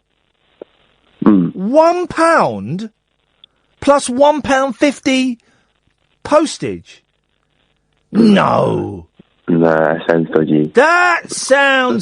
That sounds dodgy, but they've got films like Bride of Chucky, Saw. Have you seen Saw? I don't really watch horror films, although my favourite horror film is Shallow Grave, just because it's so good. Shallow Grave's not a horror film. What are you talking about, man? Shallow Grave is a horror film. Which one's Shallow Grave? The one with Ewan McGregor, where they've got that nice flat in Scotland? Yeah. No, that's not a horror. I'm easily scared then. You're lightweight. They've got Saw is I want to play a game. Saw is a masterpiece, right? With a wonderful, wonderful twist. I never see twists coming in films. I never see it. Never see it. And you watch the film and then the twist goes, you go, oh no, I should have seen that coming! And I never get twists. My favourite film of all time, speaking in films, is 500 Days of Summer. It's essentially like a chick flick, but I love it. I love Adam Sandler, isn't it? No, it's Joseph Gordon-Levitt and Zooey Deschanel. I thought Adam Sandler was in it. I think so. 50 Days of Summer. 50 First Dates. 50 First Dates. But no, I love flashbacks, and like it's like time travel, but obviously not, because it's like in their personal storyline and stuff. Yeah, but it's so good. Anyway, the other thing I want to talk about, and this is a bit weird. Yeah, I bought a Euromillions ticket today, right? You bought what? A Euromillions ticket. Oh goodness, great! You bought the idiot's tax. Yeah, sorry. And I got 2 numbers, right? But I got 2 lucky stars. Surely you'd think that that's like £3, yeah, or something, but nothing. Well, hang on a minute. For how many numbers did you get? Right, okay, I got 2 numbers. But you won't get anything for 2 numbers. No. But it's the lucky stars. Like, there's 2 of them. It's like the bonus numbers. Well, hang on a minute. What is flipping it? I tell you what I hate. Right, when I'm in the petrol station, and the fella in front goes, "I'll have 1 lucky dip. Yeah. I'll have 1 Biff Baff Boff, and I tell you what, I'm gonna get 2. No, I'm gonna get 3 popcorn wheelies, and then the person and they have all these different ways of taking money out of idiots' pockets, right? So they've all got these stupid names like Big Dong. No, that's not a big dog thing. But like, there'll be what are the names? It is like well, there's Lucky Dip. There's Lotto. But there's Boulder Dash, Stroke My Beard, Help Us 3, Fingering, All You Don't Want to Do That. And they're all basically, what they might as well just say is, someone might go to the counter and go, right, I want to just give you 2... No, hang on. 5. I'm just going to give you a tenner and walk out. Is that all right? I'm just going to give you a tenner and I'm going to go. No, I don't want anything in return. Just going to give you a tenner. I tell you what, let's make it 20. Go on. I'm going to give you 20 quid and I'm going to walk out. Thanks, bye. That's what you might as well do. Mate. Useless bits of paper that you are buying. But you might win. One day. Sam, you will never win, ever. If I'm being a bit harsh, if you're calling in and I'm being a bit harsh on my cut-offs, it's because I can't fade you down. Normally, can I get a little bit of radio insight? Normally, I would, when the phone call was coming to an end, I will decide that. Generally, the fader will come down, you will hear the conclusion of the phone call, and then I would cut you off. I have not got the power to do that. So to make sure that the phone call ends when I decide to end it, I'm cutting everyone off. These things happen. You think this is tough? Imagine what it was like in the war. Yeah? 0844 499 1000. Ollie, Triss, John, coming to you next. 0844 499 1000 is the telephone number. So here's the thing that annoyed me today. I had a cab drive me from one place of work, from my home to one place of work, then back home. It took 2 hours to get back. And the annoying thing was, it was about 15 minutes away from here, but I finished at 2. So I wasn't going to hang around and then, turn up here. So I went, I thought it'll take me an hour to get home. I'll go home and have a sleep. And it took 2 hours to get home because we were stuck in really bad traffic. Now get this, John, right? Yeah. The minicab driver, it was a firm, right? The driver said something, and the first time he said it, I thought, oh, I misheard that. He wouldn't have said that.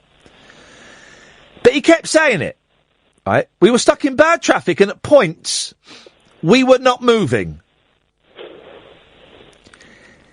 He said, oh, bloody hell. It's horrible when it's dreadlocked, isn't it? He said dreadlocked instead of gridlocked. And I thought, first time he said it, I thought, no. And he said it 5 or 6 times. Oh, God, I hate it when we're dreadlocked. And then he couldn't find, I got in the car and I really wanted to listen to Radio 4. He couldn't find Radio 4, right? He didn't have a DAB, otherwise, of course, I would have asked for Talk Radio. Or at least on the way back I would have, because it would have been John Holmes. On the way in, it was about 10:30. So, but he couldn't find Radio 4, so he listened to a bit of LBC, but it was Sheila Fogarty. It was a little bit boring, right? She's good, she's nice, but it's a little bit boring. And so then we ended up, and I've not listened to this for years, we ended up listening to the Steve Wright, The Big Show. Steve Wright in the afternoon. Steve Wright in the afternoon. It's changed, didn't it? No! I remember listening to that in 1988, right? They were doing the same things. They were doing factoids. Factoids! No, he used to do true stories. Okay, right. Totally different. But we listened for about an hour, right? Yeah, it's a bit odd. He did factoids, right? Then he played... Calm down. Because he'll be on like 3 times what I'm earning and a little bit of job security, right? What, £100? Yeah. He then they spent half an hour playing the best bits of the interviews that he'd done that week. Half an hour playing the best bits of the interviews he'd done that week. And then they spent 20 minutes talking about this thing called, Radio 2 Mail or something, right? And basically, you get an email every week with the highlights from the week of Radio 2. But he spent 20 minutes after he'd spent 30 minutes playing the highlights of the Steve Wright show that week. He then spent 20 minutes playing the highlights of Radio 2 that week. And one of the highlights was Simon Mayo waiting to interview a cricketer, but the cricketer hadn't turned up. And that was the highlights. That was one of the highlights. And then he said, right, coming up, it's Nasty Nick from EastEnders, who's written an autobiography called, and it's, see if you can work out, so Nasty Nick's written an autobiography, right? It's called it's a pun, right? It's a clever pun. It doesn't work. It's John I hate that when that happens. I hate that. John Altman, I think his name is, right? He's called his autobiography, he played Nick Cotton in EastEnders, right? It doesn't work. He's called it In the Nick. That doesn't work. Well, it doesn't work, because Nick is the character. So, obviously, In the Nick means in prison, and Nasty Nick went to prison, but he also means he was in the character of Nick. Well, In the Nick isn't you wouldn't say, oh, I was in the Henry V. I was in the Henry V. I was in the James Bond. The James Bond, that's a good book. Craig, what's his name? Daniel Craig has never said, well, of course, I was in the James Bond. It doesn't work. Altman. I mean, you can say I was in the Monkeys. Yeah, you could say that, but then that's not a pun. That's not a pun. That's not a pun. Call me old-fashioned, that is not a pun. And also, here's the thing, right? So you didn't enjoy it? Didn't John Altman, I'm sure, and I can't be bothered to Google this, didn't he play John Lennon in a film once? I am sure. No, not John Lennon. I think he played Paul McCartney up against one of the McGann's Lennons. Not Backbeat or something? No, not Backbeat. It was like an early 80s thing. One of the McGann's was Lennon, and they showed, I remember seeing it, to show him coming off of heroin and going, cold turkey! It had him and Yoko lying in a field, going, like sweating and going, oh, and the camera just gently swept over them, and then they were off heroin. And I think, because that's how it happens, I think Nasty Nick played Paul McCartney in that. I'm sure he did. Someone, 0844 499 1000. I'm sure he did. Anyway, John. So you didn't like the Steve Wright show by the sound of it? Oh, it's brilliant. I loved it. And then he said, coming up next, it's the oldies. Well, he'd been playing oldies. The song he just came off the back of was Groovy Kind of Love, the original, right? So then they played the oldies, right? And the first oldie was a song that It was new? No, it was old, right? I don't know what it was, but I've heard it before, but I always thought I'd only ever heard the introduction to it, and I'd never got to the vocals. I kept thinking, the vocals will kick in. 3.5 minutes later, that song ended, and he went to, it was ABBA. And one of us is crying. But the song before, right, And it's an instrumental. I never realised this was an instrumental. I thought I'd only ever just heard the beginning or the end of it. It goes, ba ba da da ba ba ba ba ba ba da ba ba ba da ba ba ba da ba ba ba da ba ba ba da ba ba. He used to use that as a jingle, I think. Yeah, that's it. I always thought it just because you can loop things, and I thought it had just been looped as like a jingle or a bed. But that's a song, apparently. Ba ba da ba ba ba da ba ba ba da ba. And then someone starts singing. No, there's no singing. It's just that. For 3.5 minutes. Why would you play that on the radio and not talk about the sport over it? I mean, that's all that's for. Ba-ba-da-ba, ba-ba-da-ba, ba-ba-da-ba, ba-ba-da-ba, ba-ba-da, ba-ba-da-ba, ba-ba-da-ba, ba-ba-da-ba. 3.5 minutes. And then it went to ABBA, and I've decided I don't like ABBA. I think ABBA are overrated, right? They've done a few good songs, but I think they're overrated. And then he caught me off guard, because then he played a good song. Then he played a really good song. What was that? Neil Young. Look up Mother Nature on the run in the 1970s. There was a time there. I don't know what the song's called. Doesn't sound that good. No, it is good, but I can't remember what it's called. Not Old Man. No, it's not Old Man, is it? It's not. Old man, take a look at my legs. No, it is. Oh yeah. They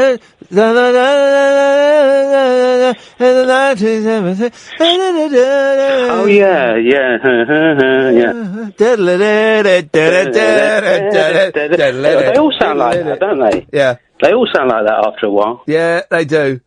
He's no good at interviewing, though, is he? He's no good at interviewing. No, he's not. Can I just say, sorry, I've been corrected. Nasty Nick did not play John Lennon or Paul McCartney in a film about the Beatles.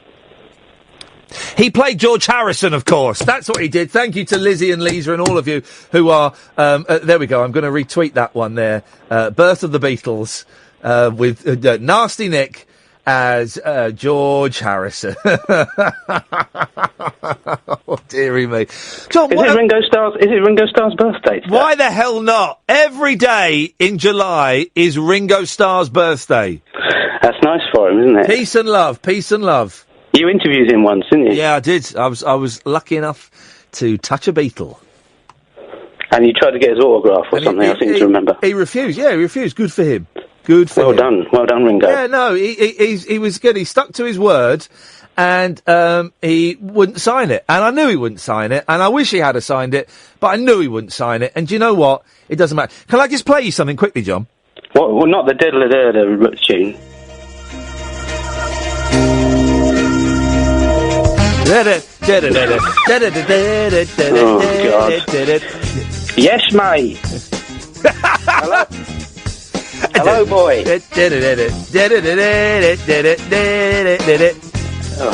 Well, we'll have the latest results from Euro 2016 as we find out which teams are going to go through to the final. Also, we'll have a meeting to Roy Hodgson and find out exactly what went wrong with the football. And this is it. This goes on for 4 minutes. 4 minutes of this. How is this?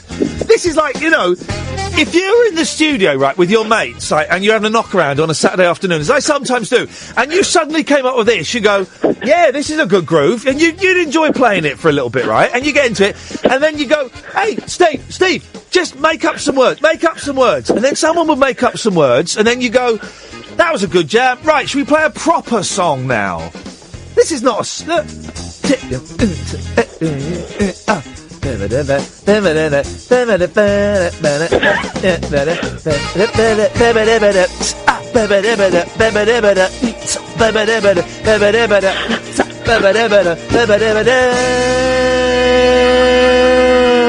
Hello, boy. Shit, the manager here. Hello? This isn't Steve Wright on the phone, is it? Because that's an excellent impression. It's not, sadly, no. Did we get to the point of your call, John? I don't think we did. Would you like to get to the point? Well, yeah, just quickly. You said on Twitter yesterday something about, has anyone ever heard of Laura Nero? And I thought, well, no one's ever spoken about Laura Nero on UK radio as far as I'm concerned. So I know, I like her stuff, so maybe we should mention her. So there you go, Laura Nero. Only because I was interviewing, we'll play it out one day next week. Maybe Tuesday or Wednesday. I spoke to the lead singer from this group called the Young Rascals, and I was looking I don't know a lot about them. And I looked him up, Felix Cavaliere, or I'm not sure how you pronounce his name. And and he produced Laura Nyro. And I thought, I thought she was modern. I thought she was kind of like Rumour or something. No. So then I looked and I read her. I read her bio and I thought, you never heard of her? No one's ever heard of her. No. And so I listened to 20 seconds of one song on YouTube and I thought, she sounds a lot like early Carole King. So I've cheated. I bought like a best of, a double CD best of, to see if I like it. But I think I might have found my new thing, my new jam. She's like a bonkers version of Carole King, basically. Beautiful. And she had a hit. The only song you might know of hers was called Wedding Bell Blues. Have you heard of that? No, I haven't. This is wonderful. I've got a whole new thing to discover. I do hope I like her. Because it'll be a whole new world to dive into. And she influenced people like Todd Rundgren and Kate Bush. I've interviewed Rundgren. There's a strange gentleman. Ooh, how did that go? It went all right, actually. It went all right. Yeah, he was very nice, actually. He was very nice. I should dig it out and put it up on YouTube or something. In fact, I might do that this weekend. I've got this whole hard drive that my friend Eloise, where she collected all of the interviews I did at Absolute, and she sent it to me, and I should put some of those up on YouTube. I might do that this weekend if I get a bit of time. But Todd Rundgren mentions her in one of his early songs. And, she was David Geffen's first signing. And, I went to see her 94 at the Union Chapel, and it was a really incredible gig, just her on a piano. It was beautiful. Yeah. I think you'll like it, man. I'm gonna look forward to it, and I've not replied to your message on Twitter, but I will do. That's okay. We'll sort it out, and I know it's not me being rude. We'll sort it out and we'll do it, all right? Jolly good show. Cheers, my dears. Ta-ta. Bye. Bye-bye. 0844 499 1000 is the telephone number if you want to give us a call. You can do. Jalford? Wowzers. And Ollie, stay there. Ollie, you've been waiting for ages. I promise you'll be the first caller when we come back from the news. How's about them apples? The last hour of the show, no straight to air. We kind of knocked that on the head, certainly for the month of July, and I'm kind of digging it. And I'm digging it a lot, actually, and I think I know we've made the right call. You can call in about anything. What have we talked about? Obscure music, of course. I mean, that goes without saying. Of course that's come up. The internet. It's weird, isn't it? I've been sat here for 2 hours. And the last hour has been quite frenetic and frantic. Do you remember the band Fat and Frantic? Do you remember them?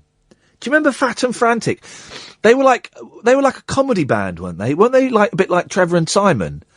I knew a girl that was really into them. Anyway, that's kind of how this show works. Little lights go off and we try and join the lights up until we have enough fairy lights to decorate the tree. Talk Radio. My friend Fred Velez is going to come on the show on Monday and we are going to geek out about the Monkees and talk about the new Blu-ray box set, and we're just going to gently rub ourselves while we do. Okay? Late night, Iain Lee on Talk Radio. We have ways of making you talk.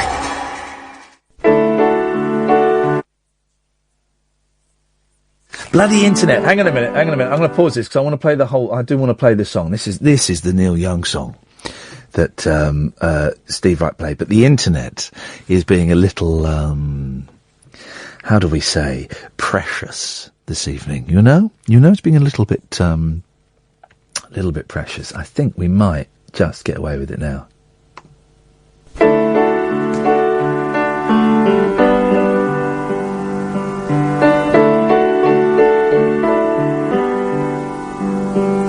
Well, I dreamed I saw the knights in armor coming, saying something about a queen.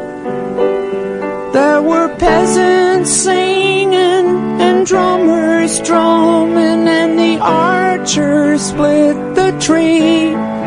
There was a fanfare blowing to the sun that was floating on the breeze. Look at Mother Nature on the run in the 1970s. Look at Mother Nature on the run in the 1970s. I was lying in a burned out basement with the full moon in my eyes. I was hoping for a replacement when the sun burst through the sky. There was a band playing in my head, and I felt like getting high. I was thinking about what a friend had said. I was hoping it was a lie. Thinking about what a friend had said. I was hoping it was a lie.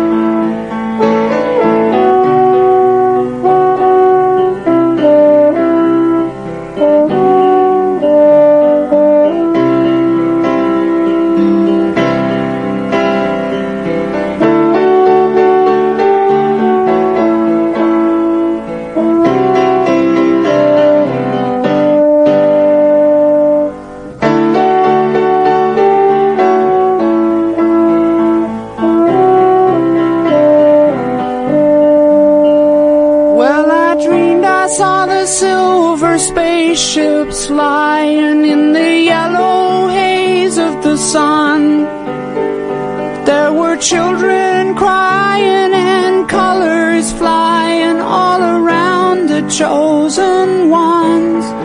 All in a dream, all in a dream. The loading had begun.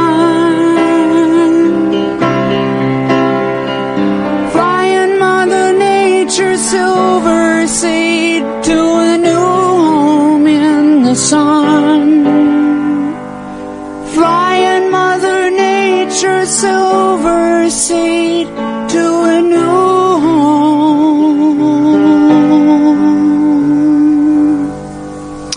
Evening, Ollie. Oh, hello. Hello, Ollie. That's a song, isn't it? That's a flipping song. What a song. It almost made me cry. Yeah, that's a song. That's a song. Anyway, what you got for us, Ollie? I just wanted to call about, I'm a little bit annoyed that you've put me through on the phone, because everyone knows that the phone never sounds very good, and it would be much better if I was in the studio. I could have phoned any time. Yeah, you're right. Do you know what, Ollie? You're right. I should have invited everybody who wants to contribute to the show. I should, of course, invite them down to the studio. Your phones never sound as good as... You're right. You're right. Thank you for that. I appreciate that. Some people are not can never be pleased, can they? It's weird, right? It's a phone-in show, and it's Limmy, and I'm a big fan, and Limmy lives in Scotland, and we're based in London, and you know, and it's all right. You know, what other show are you going to get someone like Limmy talking for half an hour about, you know, and talking about his comedy and how he wanted to kill himself? I actually disagree with that. I think that he should have got a train down. Yeah. Just for an interview on the radio. You know what? Actually, you're right. You're absolutely. What a lazy git. I think it's lazy of both you and him. Yeah, I'm going to go and get an Eternal Sunshine of the Spotless Mind done on my brain, so I can forget all of the sketches of his that have brought me so much pleasure throughout the years. That's what I'm going to do. Ian. Yes. You've been. This is going to sound weird to start with, but you've been in my brain for the last month and a bit. No, I know I have. It's not weird. It's not weird. I know I have. I can see. I can feel it. I can feel what it's like in there, and it feels good. I've listened to since the Adam Buxton podcast, and bearing in mind I used to watch Rise and loved it. I've listened to all of the available Absolute. Wow. If I'm allowed to say that. Yeah, you're allowed to say that. Of course, no, it's part of my proud heritage. Yes. And I just paid the subscription fee for the LBC. Hey, there's somewhere on the internet you can find all that stuff for free. Oh, if you ask in the right quarters, doesn't matter. It's not the LBC thing isn't that expensive. So, well done. Can I recommend something of my past work to you? Go on. Down the Rabbit Hole. Have you heard those? No, I haven't. Me and Kath, who's producing this show, the BBC, right? And it's BBC local radio, but forget that. We tricked them into giving us a Saturday show. And they said, well, what would it be? And we said, it will be anything we want it to be. I will be in charge of the music, and we will talk about nothing. And they went, okay, fair play. We had a boss that let us do it, and then the big bosses found out we were doing it, and we got the sack and all kinds of stuff. But it's on. Are you on iTunes or are you an anti-iTuner? No, I'm not an anti-iTuner. Good. Go on iTunes. Iain Lee, Down the Rabbit Hole. There's only 6 of them. Ignore the first one because it didn't work very well. Right. But from the 2 through to 6, the best show that I've ever done. It won't be for much longer because this will eventually become the best show I've ever done. But those 5 episodes are the best show I've ever done, and it's me and Kath, and it's a delightful mess. It's typed in. Good. And the other thing I watched yesterday while I was bored at work was you with fake Victoria and David Beckham. Oh yeah, that was fun. That I enjoyed that. I mean, brilliant. I thought it was great. There's some good bits and pieces in that. We took it was for Sky, and we took Victoria Beckham and David Beckham, obviously lookalikes, to Los Angeles, and we had to try and blag stuff, and we blagged a lot of stuff. And we were getting mobbed and paparazzi, and we got threatened with the police when we went into the Ivy, and it was a lot of fun. That actually, I couldn't do it now. I haven't got the balls to do that now, but I wasn't sure about David. I didn't think that he looked that much like Beckham. Victoria, I thought was good. Is Tom Cruise in it? Yeah. Because we had a Tom Cruise lookalike. He was massive. He was taller than me. And he was an English fella. And he really all he had that was Tom Cruise-ish was the teeth. But he'd moved to LA to become a Tom Cruise lookalike. It was the weirdest. The lookalike. Go on. A famously small man. Yeah, and he was taller than me. It's a weird, the David Beckham, I don't know if Posh Spices, they were going out with each other for a while, those two. And, the David Beckham, is really successful. He runs, his name's Andy, can't remember, Andy something. And he runs, a lookalike agency now that has David Brent lookalike and all those. Was that TV programme? Yeah, that was him, yeah. It was awful, that. Yeah. Well, yeah, but it was awful, but it was brilliant at the same time. Yeah. You know what I mean, yeah. Check out the Down the Rabbit Hole. You might like it, you might not, but if you like this nonsense, then there's a strong chance that you don't go too far back into the LBC stuff because the early stuff. Well, I started from the start of the available stuff, and I've been although I did skip to the first Verinda call. Wowzers, yeah. As Verinda, I don't really remember it very well, because I don't remember what we did in the first hour of tonight, but have you got to the bit where Verinda turns up at the station for the first time? I do, where he's on a date with Eloise. Oh, no, at LBC. Yes, absolutely. At LBC, he turns up and he goes, you never guess who I am. Where are you, mate? I'm in reception. No, you're not. Yes, I am. And there's a lady here called Karen, and God, flipping heck, he is in reception. And it was. Well, they were fun days. I'm very proud of those shows. They were a lot of fun. Yeah, they were. Nice people still like them. They were great. I'm enjoying it. So, just to let you know that you have basically been in my head for the last month. Thank you, Ollie. I think it's going to be making me mental. Don't get a tattoo. Have you heard the woman on Absolute who's going to get my name tattooed on her arse? Oh no! And did she? I'm guessing she didn't. I forbade her. I forbade her from doing it, and she was going to do it because she had not Tim Shaw's name. There was another guy who got in trouble for promoting e-cigarettes on air. Hey, they're great though. E-cigarettes are great. Oh, jeez.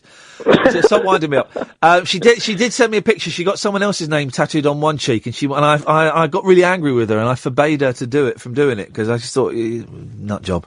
Ollie, listen, it's I'm going to do the cold cutting off now because I haven't got a fader. But there you go. Thank you. You're a nice gentleman. Go and read some books and go and meet people as well. And thank you very much in that. Loads of people saying they've watched The Imposter. You've got until Monday night. Okay. Monday at 10, we will be talking The Imposter. The first hour of the show will be discussing The Imposter. It's such a good documentary. You have to watch an obnoxious character to get through the film, and some of you have found that too hard. I do think stick with it, because the twists, there's a good couple of twists in there. And so Monday night at 10 o'clock on Talk Radio, www.talkradio.co.uk. There's a way you can listen. We will talk to Charlie Parker, who is the private investigator in the film. And I'm sure he'd be happy to take your calls. He's a very, very nice gentleman. He's very happy to talk. So if you wanted to ask him any questions about his methodology, you've seen it, haven't you, Kath? Have you not seen it yet? He identifies people by their ears. And it works. It works. It's brilliant. And he's got some theories about the guy that is the imposter, and also about the family. And he'll be really interesting. I'm really looking forward to talking to him. So if you've got any questions for him, I'm sure it'll be cool to take them. 0844 499 1000. Steve, Jalford, David, coming to you after this. 0844 499 1000. Jalford's on the line. Yes, Jalford.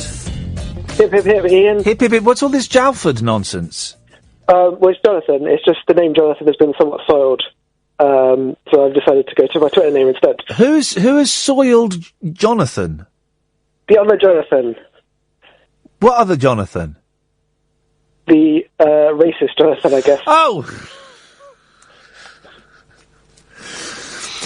Well, so as a sign, the thing is, right, by you adopting the name Jalford, yep, you're letting the racists win. You're letting the racists have their way and get what they want. We need to reclaim our names, Jonathans. We need to reclaim the Jonathans and be proud to be Jonathans, and not let it be that it can only be used by racists. For goodness sakes, this country was built on the backs of Jonathans. Stand tall, shout loud, I am Jonathan and I am not a racist. It's hard to stand tall with the country on my back. Oh, as also, you're a wee fella, I've met you, so, okay, we'll let that one go. Go on, what you got for us? Well, I was figuring out today that I've never actually had an argument on the phone before. Whenever there's any kind of conflict or anything like that, I just try and diffuse it, or just try and run away from it. So I wanted to know if you want to have an argument about ghosts, basically. Nothing vicious, nothing abusive, just a bit tense. Here's the thing, I don't know if I can have an argument about ghosts, because I don't know what I think about ghosts anymore. Yeah, and this is why I kind of felt like, because normally in a discussion about this, I'd respect your opinion, and I do respect that you're undecided and you found out something about it, but I kind of want to just have an argument, just for the sake of it, because I've never had one on the phone before.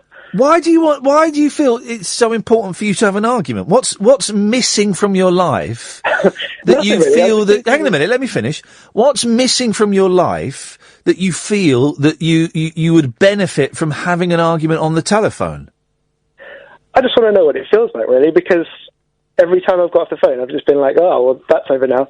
Whereas this would be a deliberate attempt to make things as tense as possible. Well, it's quite, I mean... But I'm not sure. Hang on a minute.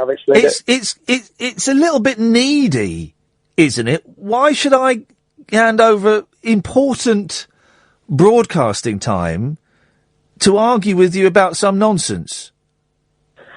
Well, you raise a good point, and this show is about important issues. Well, now you're taking the piss. What's made you undecided about ghosts? Well, no, hang on a second. You've just been really rude about the show. Oh, yeah, I have. Well, no, but now you're doing a thing, and I don't want you to do a thing. You've been rude about the show, and I wondered why you felt that was appropriate. I felt I had to be rude about the show in this case because I felt I was just pointing out a point that's obvious to everyone else. Have you not noticed? No, I'm not doing a thing now. I'll tell you when I'm doing the thing. I'm not doing the thing yet. Oh. You just said, "Oh, the show's it is about serious things," and there was a tone in there that you've just come on to ask me to help you. You know, like Jim will fix it, but without all of that. You've just asked me to come on. Oh, can you fix it for me to have an argument? All right, we'll get to that bit in a minute. But then you've just started taking the piss out of the show, and so I don't know why I should indulge you. I'll track that then. I'm definitely not taking the piss out of the show. It's always been a very open show. No, but why did you then say, well, it's always very serious issues? Because it's not always serious issues. Well, then why would you say it is very serious issues? I think because I was being sarcastic. Right, so, but this is what I don't understand, Jonathan. We're not going to dick around with his last name nonsense. This is what I don't understand. You phoned up basically because you want to, have a little bit of role play, and we will get to that. But then you're being sarcastic, and I don't see why I should then go on and indulge you. Okay, I'm sorry if I was being rude or sarcastic. I was only doing it in fun. But it was mean. I'm sorry, Ian. And you're right, you do diffuse an argument when it comes up, don't you? Oh! You do, you really do. So I can't help you with this one. That was your perfect opportunity there. Was that uncomfortable enough for you? I feel really uncomfortable, like I've done something really, yeah, really beautiful. Well, it was uncomfortable. I enjoyed that. But you do diffuse them, don't you? Isn't that funny? I just felt like I had to fix it, yeah. Yeah, I know. Even when you phoned up requesting Barney, and what you wanted to know. Okay, so it felt uncomfortable. Give me more detail. Well, I'm now shaking a little bit. Yeah. And in my head, I was feeling like, oh, this has gone so wrong. Yeah. I really shouldn't have. I bet he really hates me now. Yeah. And the amount of relief now that I know it was actually right. So that's what you wanted to. You wanted to feel that uncomfortability-ableness, didn't you? Yeah, and I think you've pretty much done that. Did you? And well done you for wanting to feel and experience new things. Did you like it? Did you like that feeling? I don't think I did because I didn't know it was happening. Right, but if we'd have had an argument about ghosts, you would have known what was happening, so you wouldn't have felt that because it wouldn't have been real. That's right. It wouldn't have felt the same, but it would have felt more tense. Whereas in this way, it just felt terrifying. Yeah, well, it wouldn't have felt more tense. It would have felt less tense because you would have known that we were role playing. We were having a little bit of spicing up our lives in the bedroom type thing. Yeah, I see what you mean, but unless we actually do it, I don't know. But maybe that's a call for another day. Yeah, I think so. I enjoyed that. Thank you, Jalford. Thanks, Ian. Bye. There we go. Kath looks relieved. Look. Do you want to come in for the last half hour, Kath? David, Steve, stay there. Coming to you. Steve's in Manchester. 0844 499 1000 is the telephone number. Kath's bringing her laptop in so she can update her Facebook status. Can you still nudge people on Facebook? We mentioned this. Did we mention this here, or did I mention it somewhere else? I do so many things these days. I don't know.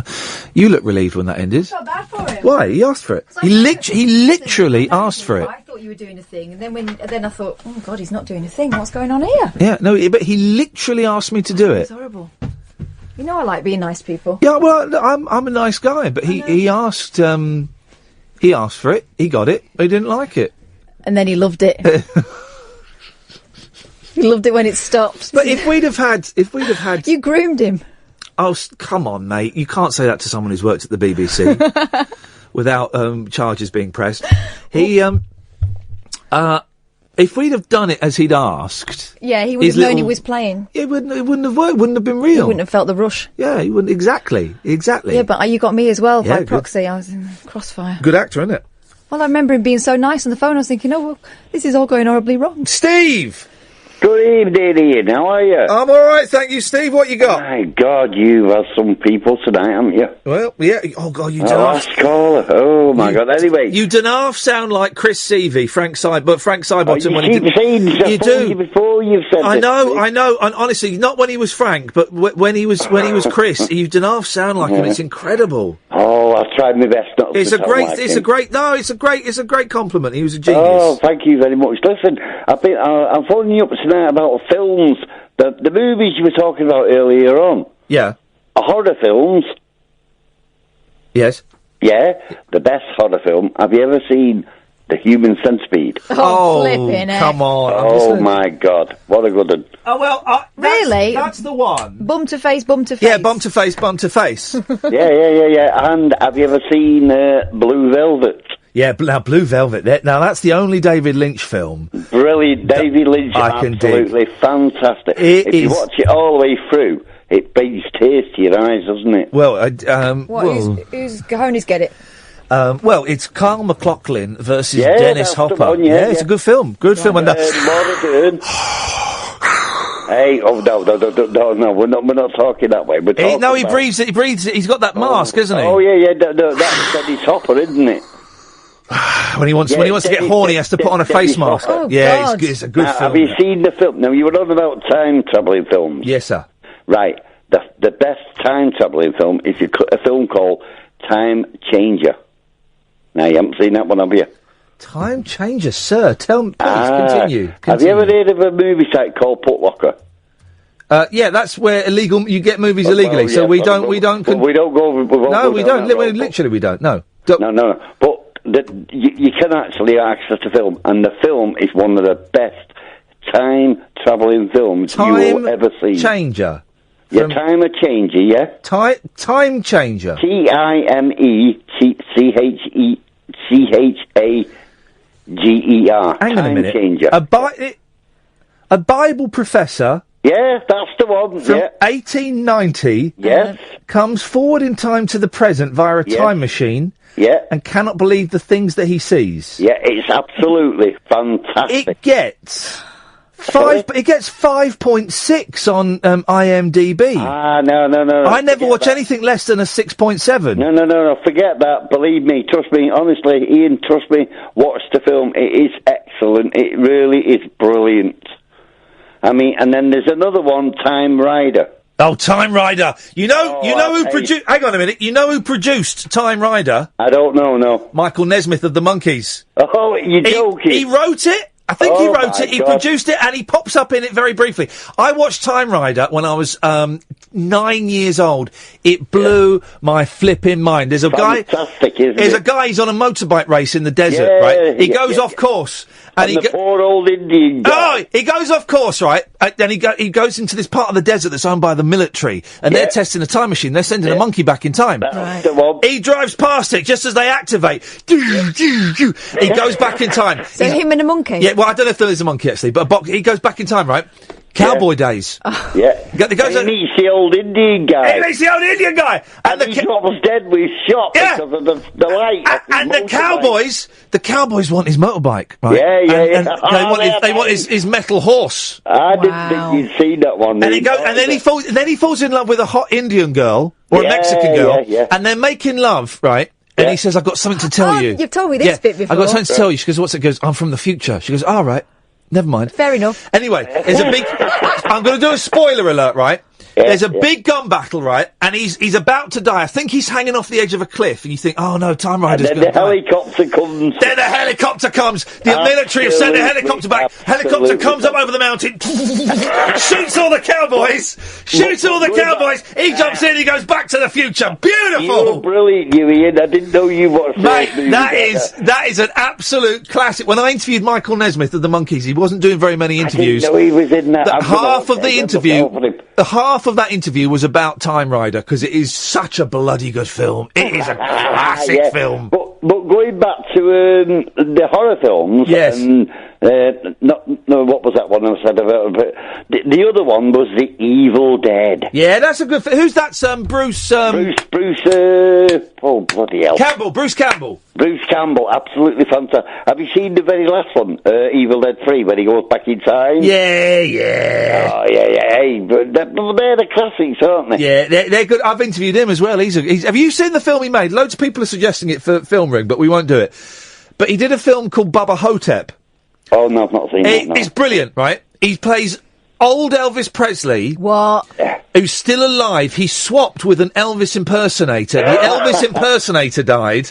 And it's old Elvis Presley living in an old people's home, right? And they'll think he's mad, right? Is he mad or is he really Elvis? And there's a black guy there, an old black guy, who claims to be John F. Kennedy. And then there are zombies. It is Bubba Hotep is flipping brilliant. What, Steve? That's my recommendation to you. Oh yeah, that sounds. Hey, I'll look that one up. But before I go, yes, boss. I phoned you a few weeks ago about that music that you played, the Littlest Hobo. You didn't believe me. You hang on a minute. You're the fella that claimed that was the theme tune to a TV series. What was the show called again? It's called The Littlest Hobo. Shut and the it dog out. is called. But hang on, oh my God! I'm not buying this for a second, mate. No, you said this to me last time. I'm not. There is no such program called The Littlest Hobo. I've been playing that song for years. Yeah. The dog. Oh, I'm trying to think of the name of the dog. Oh, it was an Alsatian dog, a bit like Lassie. Yeah, and he used to run around. Blatant. He was a lost dog, mate. And You're having us on. He got familiar with different people. They took him in, and he was a drifter. Basically, it was a drifting dog. Yeah, I am not. Honestly, Steve. I don't like prank. I don't like prank calls. Cut him off. I do not like prank calls. 0844 499 1000. Jim and David coming to you after this. 0844 499 1000. Yeah, Nesmith. I think he wrote Time Bandits. He produced it. Time Bandits? Time Rider. Yeah. And he has a cameo in it. And yes, someone's asking if he produced Repo Man. Yeah, he did. He also produced... Did he produce or did he direct the video for What a Feeling to be bombing on a ceiling? Oh, I don't know that I think he did that. Anyway. David! I've got so many calls. Getting rid of straight to air, guys. Totally the right thing. Yes, David.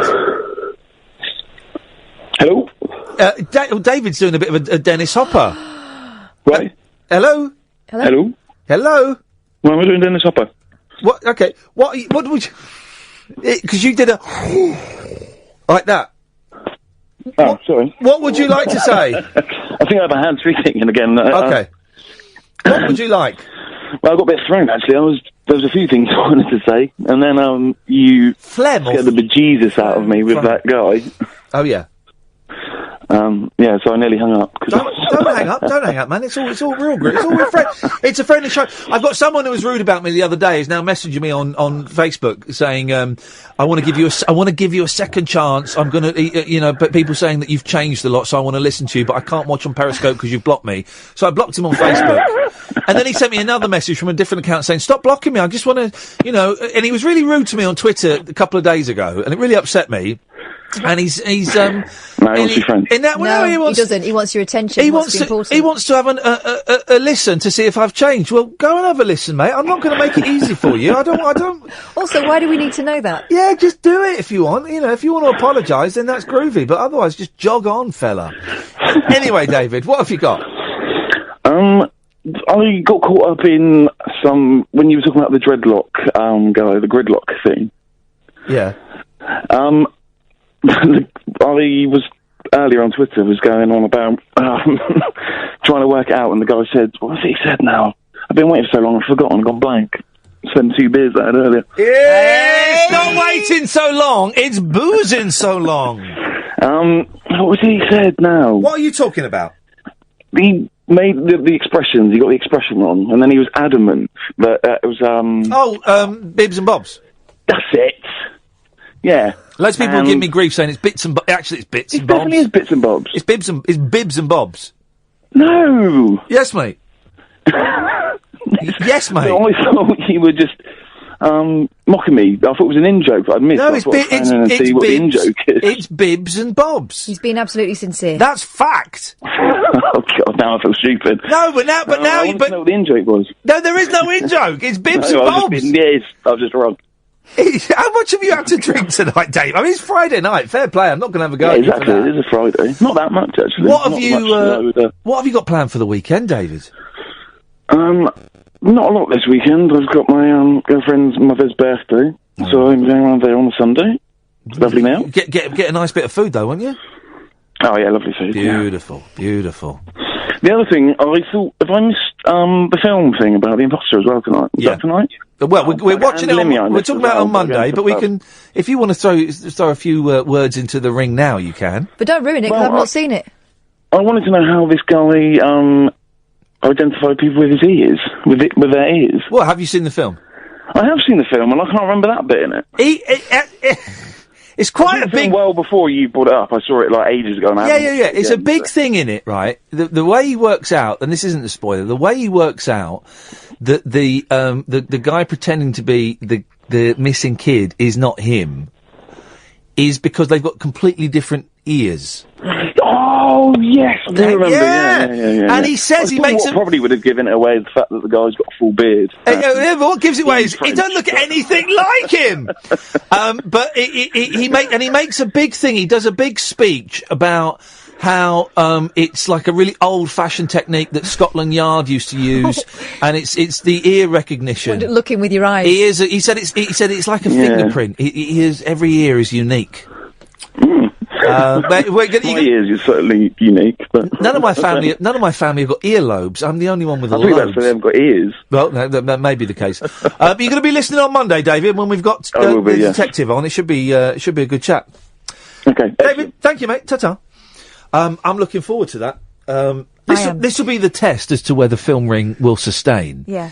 Is the first time we had a gift with Kung Fu Elliot and the producers and stuff, and there was a real, and I was thinking about this a lot, there was a real, debate about whether the film is real or not. Mm-hmm. I am now of the impression that film is 100% real. After speaking to who I spoke to earlier in the week, Yeah. I am convinced that Kung Fu Elliot is real. They're carrying the thing on. Not a But chance. no one's that good, surely. I've not received my DVDs yet.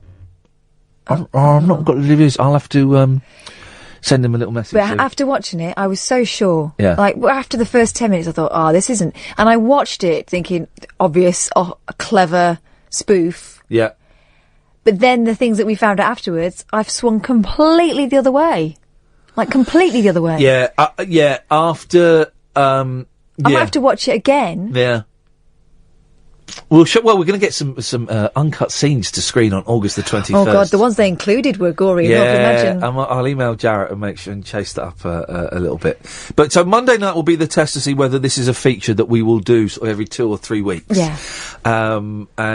If August the 21st goes well and Monday goes well, then, I can see us doing it on air every 2 weeks and doing it in person every 4 or 5 weeks. I can see. So we'll see, it's all experiments. Yes, Jim. Ian. Jim. Hello. Hip, hip, hip. Flipping heck, Jim. Gusto. Hey, I can't match that. I cannot match that. Was that too loud? No, it was beautiful. It's gorgeous. Sorry, that was my teacher voice. That was. Oh, I've heard about the teacher voice. What you got for us, Jim? Ian, I don't want to bring the conversation down, but I just wanted to thank you because you helped me initiate a conversation with somebody who actually was suffering with depression, who I wouldn't have spoken to in the same way before without listening to you. Are you able to? Would you like to tell us any more, or would you not like to tell us any more? I'd like to, because I really appreciate having listening to you made a difference to the way I spoke to that person. Well, I'm very pleased by that, Jim. Thank you for telling me that. That's a very nice thing to share. That because I do wonder sometimes if I go on about it too much. But then I really enjoyed listening to Limmy talking about it. Enjoyed is the right word. Actually, I did enjoy listening to him talking about his turmoil because he presented it in a fascinatingly human way. Well, I'm not going to ask too many details about what happened because it's not really any of my business. But I hope everyone and everything is all right. Yeah. The thing is, Ian, from listening to you, allowed me to initiate a conversation that I would never have done before. Yeah. Like my girlfriend's mom, she suffers from several different ailments, but one of the most debilitating is her depression. but people don't speak to her about it. Yeah. And because of, genuinely, and because of listening to you, it allowed me to speak to her about... Beautiful. About what had affected her. So thank you very much, Ian. I appreciate it very much. Jim, it's an absolute pleasure. Can I ask you one question before you go? Yes, please, Ian. Why is everybody who phones me up after 12 drunk? Why? You think you're hiding it? You think you're hiding it? You've been busted. I'm trying, Ian, I'm trying. I remember you sound like me when I was 16 talking to my mum. Oh, no, I thought he did really well. I used to just leg it up the stairs. I'd be off. I hope you've had a good night, Jim. Ian, if you had to time travel to one location... What? Where would it be? Hang on a minute. You've mixed up time with space. If I had to travel to one time, if you had to time travel, to one. Yeah, I said location, didn't I? If you had, if you had to time travel to one time, yeah, where would it be? I would travel. Here's the thing, and I've thought about this a lot. I'd travel like 1,000 years into the future. See, I'd go past. Everyone goes back. Everyone wants to go back to like the 60s or the 50s and go and see Elvis. No, Roman times. You wouldn't last 5 minutes. Yeah, they'd destroy me. You'd be eaten by lions. You'd be thrown to the lions.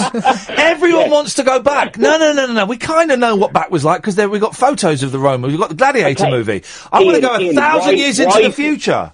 Why? Because we've got no idea what's... Imagine how thin the TV screens are going to be in 1,000 years, and how big they are. When I was a kid, TV screens were like... You can get a TV screen now that's 50 inches! Imagine how big it'll be in 1,000 years! Is that your teacher voice again? Yeah, sorry, that was my teacher voice. Sorry, Kath, that was my teacher voice again. Has Ian gone now? Have I lost him? Have you gone? I'm looking at Twitter. Yeah, he's gone. Oh no, I feel really bad now. He's back! I'm not gone anywhere, I'm just here. My girlfriend said, don't be mean to him, because he'll just cut you off. Well, he'll cut you off anyway, to be honest. You might as well do what you want. Do what you feel. That's right. Right, I'm going to cut you off now, Jim. Okay, thank you. Cheers. Bye-bye. Did we have that ad break, or we got an ad break? Let's have it now. We got there. We're getting there. The last 15 minutes of the show. Craig is on the line. Good evening, Craig. Hi, Ian. Hey, Craig. How you doing, man? Excellent. Yes, good. What you got for us? Well, with that Time Rider film... Yeah. Depending on how late the cowboys were, there were motorbikes in those days. Well, it was early cowboys. Oh, yeah, well, fair enough. I expected that. That's that one sorted. Next. Film Ring. Yes. Have you thought of this documentary? Have you heard of it, Room 237? I haven't heard of it. Tell me about it. Well, The Shining, yeah. It's all... I know it. I know the one you mean. All the theories about what The Shining means. Well, it isn't basically the premise of that film that The Shining is telling us that the moon landings were fake. Yeah, there's loads of, I suppose they're conspiracy theories. Yeah. The problem with that film is, and I've heard about it, I've not seen it, but someone from, the Kubrick family went, no, it's all rubbish. Well, yeah, but it's still, there's so many people... in it, not, to explain their theories. I imagine someone would want to come and talk about it, even. The film that I've not watched, that a lot of people have suggested, that looks quite good, is Finders Keepers. Have you seen that? I'm not sure. It's about a lost property department. All I know is it's about a lost property department, and they find a prosthetic leg, and that's all I know about it. No, I have no idea about that. A lot of people are saying it's very, very good.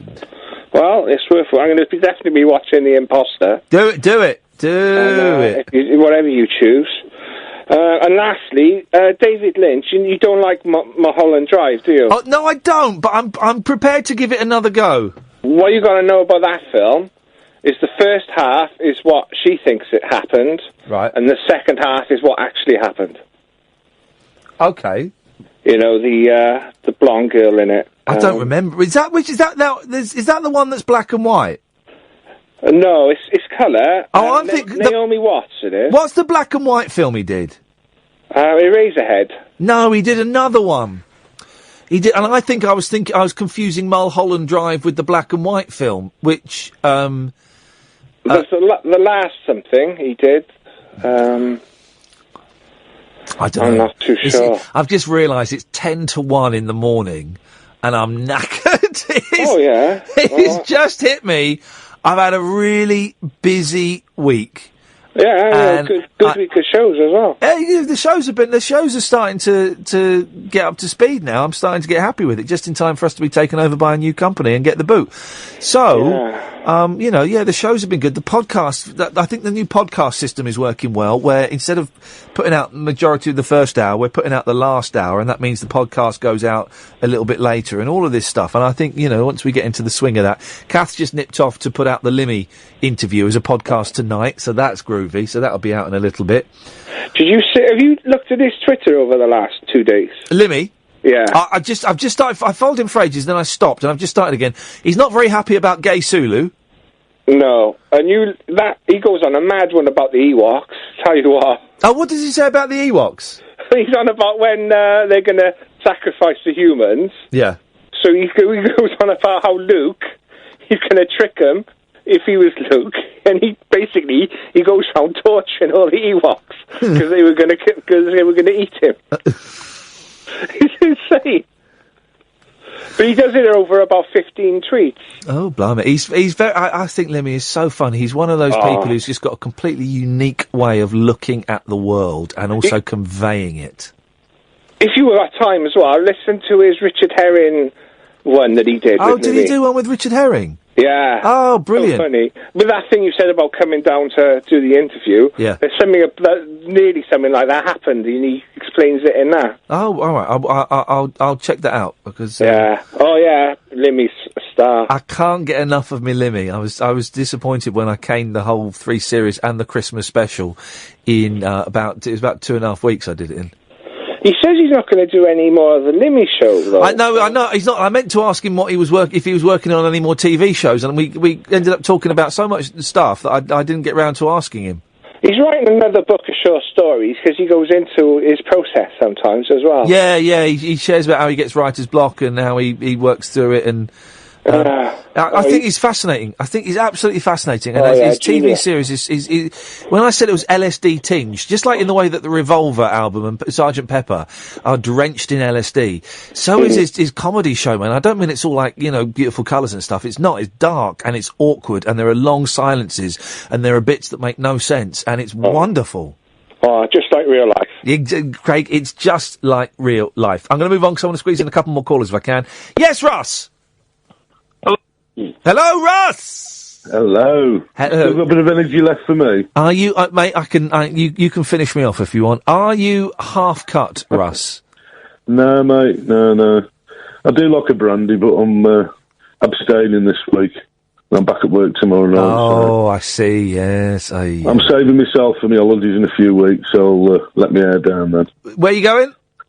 Scarborough for a fortnight. Beautiful. Is there? Have they got a fair on? Oh, there'll be a fair, mate. Are you going to go? Are you going to go to Scarborough Fair? Oh, that fair. Hey, come on, Eileen. Whoa, I swear, Eileen, at this moment, you mean everything to me. I confess in the dress at this moment. Oh, come on, Eileen, down. Come on. Eileen to right, come on. Eileen to right. Now you have gone. Oh, Eileen. Come on, Eileen. Etc. That's a great song, that is, isn't it? Oh, it's a that is an absolute... Drunken session. I tell you what, this is what we'll do Monday night, if we remember. We won't. Songs that are brilliant to sing drunk. Come on, Eileen. Oh, I've got one. Go on. I love you, baby. Yeah, I tell you a good one. I remember being steaming drunk in Edinburgh, steaming drunk, and we're in this restaurant, this like bar restaurant, and we were up in the balcony, and then there were like loads of people in the balcony, loads of people on the floor, and we were singing the Proclaimers. The whole bar was doing it. Brilliant. It was flipping that. That was a great one. That was. That was like a bit of Neil Sedaka on the karaoke drunk. What Neil Sedaka would you sing when you were boozed up then? Oh, Carol. Really? Oh. Yeah. That's Interesting. quite fast, considering if you. Oh, Carol. Yeah. It's good. Good bit of Neil Sedaka. Someone mentioned one of my favourite.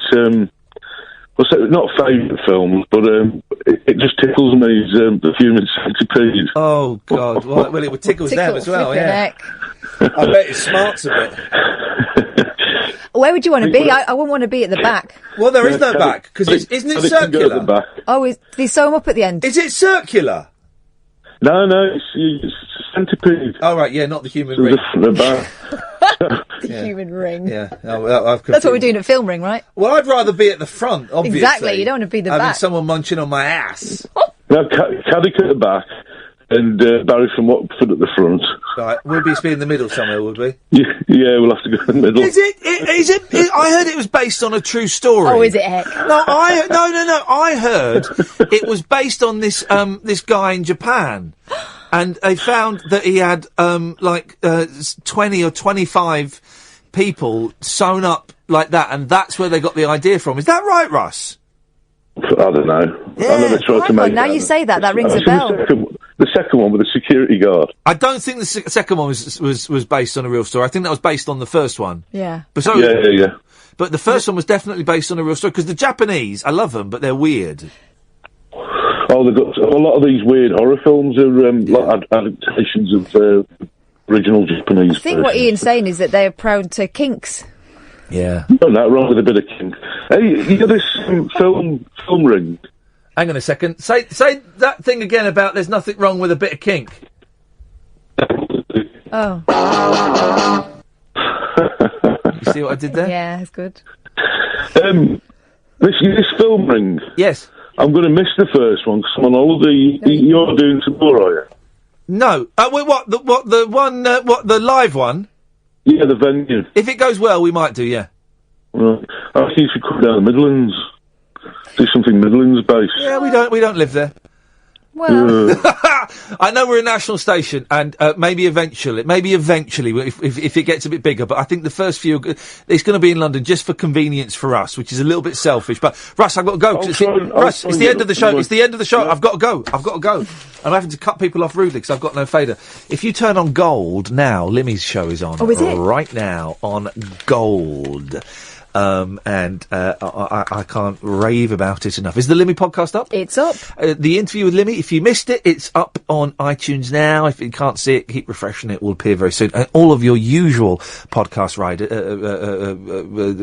providers. Thank you. And then this last hour will be up on Monday. That's it. Thank you, Catherine. Thank you, Emma. Have a lovely weekend. Dear listener, we'll be back on Monday at 10 for Film Ring. Ta-ta. Talk Radio. Dial up some dialogue. Talk Radio. We'll get you talking.